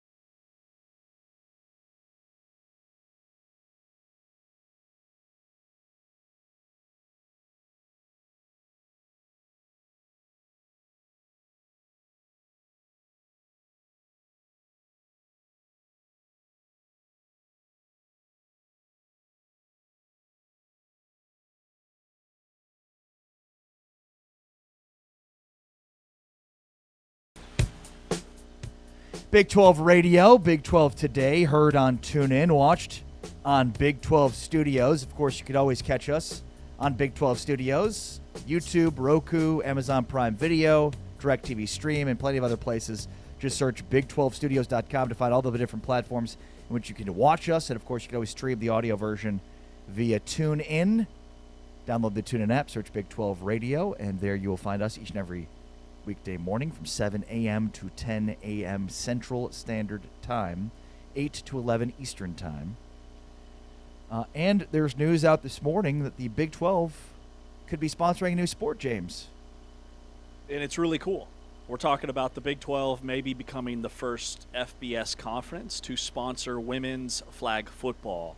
With the target launch of 2028 and a minimum of 6 teams, this has a lot of traction. Commissioner Brett Yormark, Chief Football and Competition Officer Scott Draper are very much at the forefront of this, and the NFL is deeply involved. Like Executive Vice President Troy Vincent spoke directly to Big 12 presidents and athletic directors previously about flag football, and Scott Draper has been quoted as saying, "We're trying to meet the moment. Our goal here is growth," and this is a sport that is growing at a rapid rate. So I think being the first to the table, once again, has kind of been what the Big 12 is all about. The 2028 LA Olympics are going to have men's and women's flag football on the program for the first time ever. It is an emerging sport that 20 million players worldwide are participating in. 4 million youth participants. We talk about getting and reaching America's youth. That number's up 50%, the youth participants in the last 6 years since 2020. So flag football is very much no longer just an intramural sport at your local university. It is a big-time thing. High school participation's up 60% year over year across 39 different states that have sponsored flag football. And so I think this is just a really cool, again, forward-thinking move by the league. Yeah, and look, I mean, the growth is due to some of the medical studies that came out about tackle football. I think the women's flag football piece is really unique because it's the first opportunity that girls, that women have had to participate in football in an organized way. That's exciting. The timing of it in being on the same timeline as the LA Olympics in 2028 makes a ton of sense. You're leveraging the popularity fresh out of the Olympics. So number one, the first thing I thought about was, is this part of that Big 12 NFL partnership that came out about 6 months ago? Could this be part of that? And what's the NFL's involvement in this partnership? The NFL is incentivized to have more flag football out there because more football is good, whether it's tackle or flag, because more participation means you care more about the sport of football and you're more likely to then be a consumer of said sport. But I guess what I sort of question here is, as we've heard Cody Campbell and many others talk about, as the money gets higher and higher to participate and fund football and men's basketball, does that mean other sports, particularly women's sports, go by the wayside? They talk about, women's and Olympic sports going by the wayside. So where's the money then coming to support a sport like this? And remember, because of Title IX, right, if you're introducing a new women's sport, there needs to be another sport to offset it. Are you dropping one sport and adding this? That's one of the questions I have. But I love this, to your point, forward thinking about the Big 12, leveraging the excitement coming out of the Olympics in 2028 for flag football, the growth of the sport, the opportunities for women. I think it's all there. I just wonder, in practical terms, like, how's the NFL involved in this? And then, what sports are some programs going to give up in order to participate in this? Right. Or are there programs that are at a shortfall on the women's side that could potentially, for lack of a better term, need this? Well, Iowa State Gymnastics. It's a great example. Iowa State Gymnastics just shut down their program this year when they failed to have enough athletes to participate for the rest of this most recent season. It's also a super low cost of entry for member schools, especially when you consider there's at least already 3 existing club teams in the Big 12. Arizona State has a program, Colorado has a program, UCF has a program. So the foundation's already there. And again, we're trying to get to 6. Well, we're already essentially halfway there, right? And just the timing of this fresh off the heels of the Olympics, where flag football is actually really fun to watch. And I don't know a ton about like the field dimensions and how many athletes are out there. Again, I just keep circling back to when we all played in intramurals, right? But in terms of the sport and its potential, I think there is a reason why it's growing at such a rapid rate at the youth level and year over year at the high school level, where it's a safer alternative. It still showcases the parts of football that really are the most entertaining and most exciting. Like if it's no longer legal to just tattoo somebody in terms of the physicality and the hitting, what's the next best thing about watching football? It's the speed and all the elusiveness and the agility and the missed tackles. With flag football, that's essentially what it is, right? So you get to showcase those skill positions at a really high level. This is awesome, super cool. Yeah. Totally agree. All right, so when the show started, you said you needed my advice on something. So what is that? Oh, yeah. All right, so this weekend, I was pumping gas. Okay. Long road trip, about halfway there. So I'm pumping gas, and I pull into the gas station. And I don't know about you, but I don't get approached at the gas station very often. Okay. Pretty much ever. Somebody came up to you and was like, hey, is that James Westling? Not even close. Okay. I'm pumping gas. The next season, I'm pumping nothing but adrenaline the next moment because somebody walks up to me. Yeah, that's a scary proposition there. Yeah. So I want to know. Like, there are a few places that if I'm there and somebody starts to approach me, that's my fear factor starts to weigh heavily. Dark alley, number 1, gas station, number 2. Yeah, okay. And maybe even gas station number 1, dark alley, it's like, I'm okay. Now, keep in mind, it's the middle of the day. It's like 2 in the afternoon, all right? And you're in Oklahoma? I'm somewhere in Oklahoma. So pumping gas at a Casey's. And this guy, getting out of his vehicle, pumping gas on the other side, comes around and he shows me his phone. And it's translated, and it says, hey, I really like your car. Can I see it? That was it. That was the message. So I thought to myself, WWAD, what would Ari do? That was my first thought. What would Ari do? No. You don't have a Ferrari, James. You've got a standard Volkswagen sedan, okay? It was fresh off a wash, okay? 20-inch rims. I thought it's a sports sedan. Like, I'll throw it in sport mode. It's a rocket. I thought, man, this is the compliment of all compliments. My 2019 Volkswagen is a showstopper. No, I thought I was about to get mugged.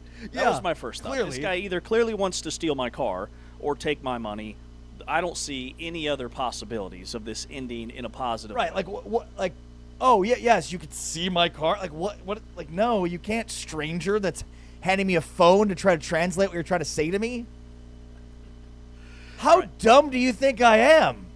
Because I'm pretty dumb, but not that dumb. Well, I've been scammed a time or two. It's in the past. That's a problem for my past life. So, yes, I thought the same thing. I scoffed at him, and I smiled, and I said no. No. I said no. Absolutely not. But then I went inside, and I saw him again. I saw him in the gas station. He had like a probably middle school-aged son with him, and they looked very harmless. And so then I thought about it the whole rest of the drive home. I think this guy just really liked my Volkswagen. I think he just wanted to see my Volkswagen. You don't think so?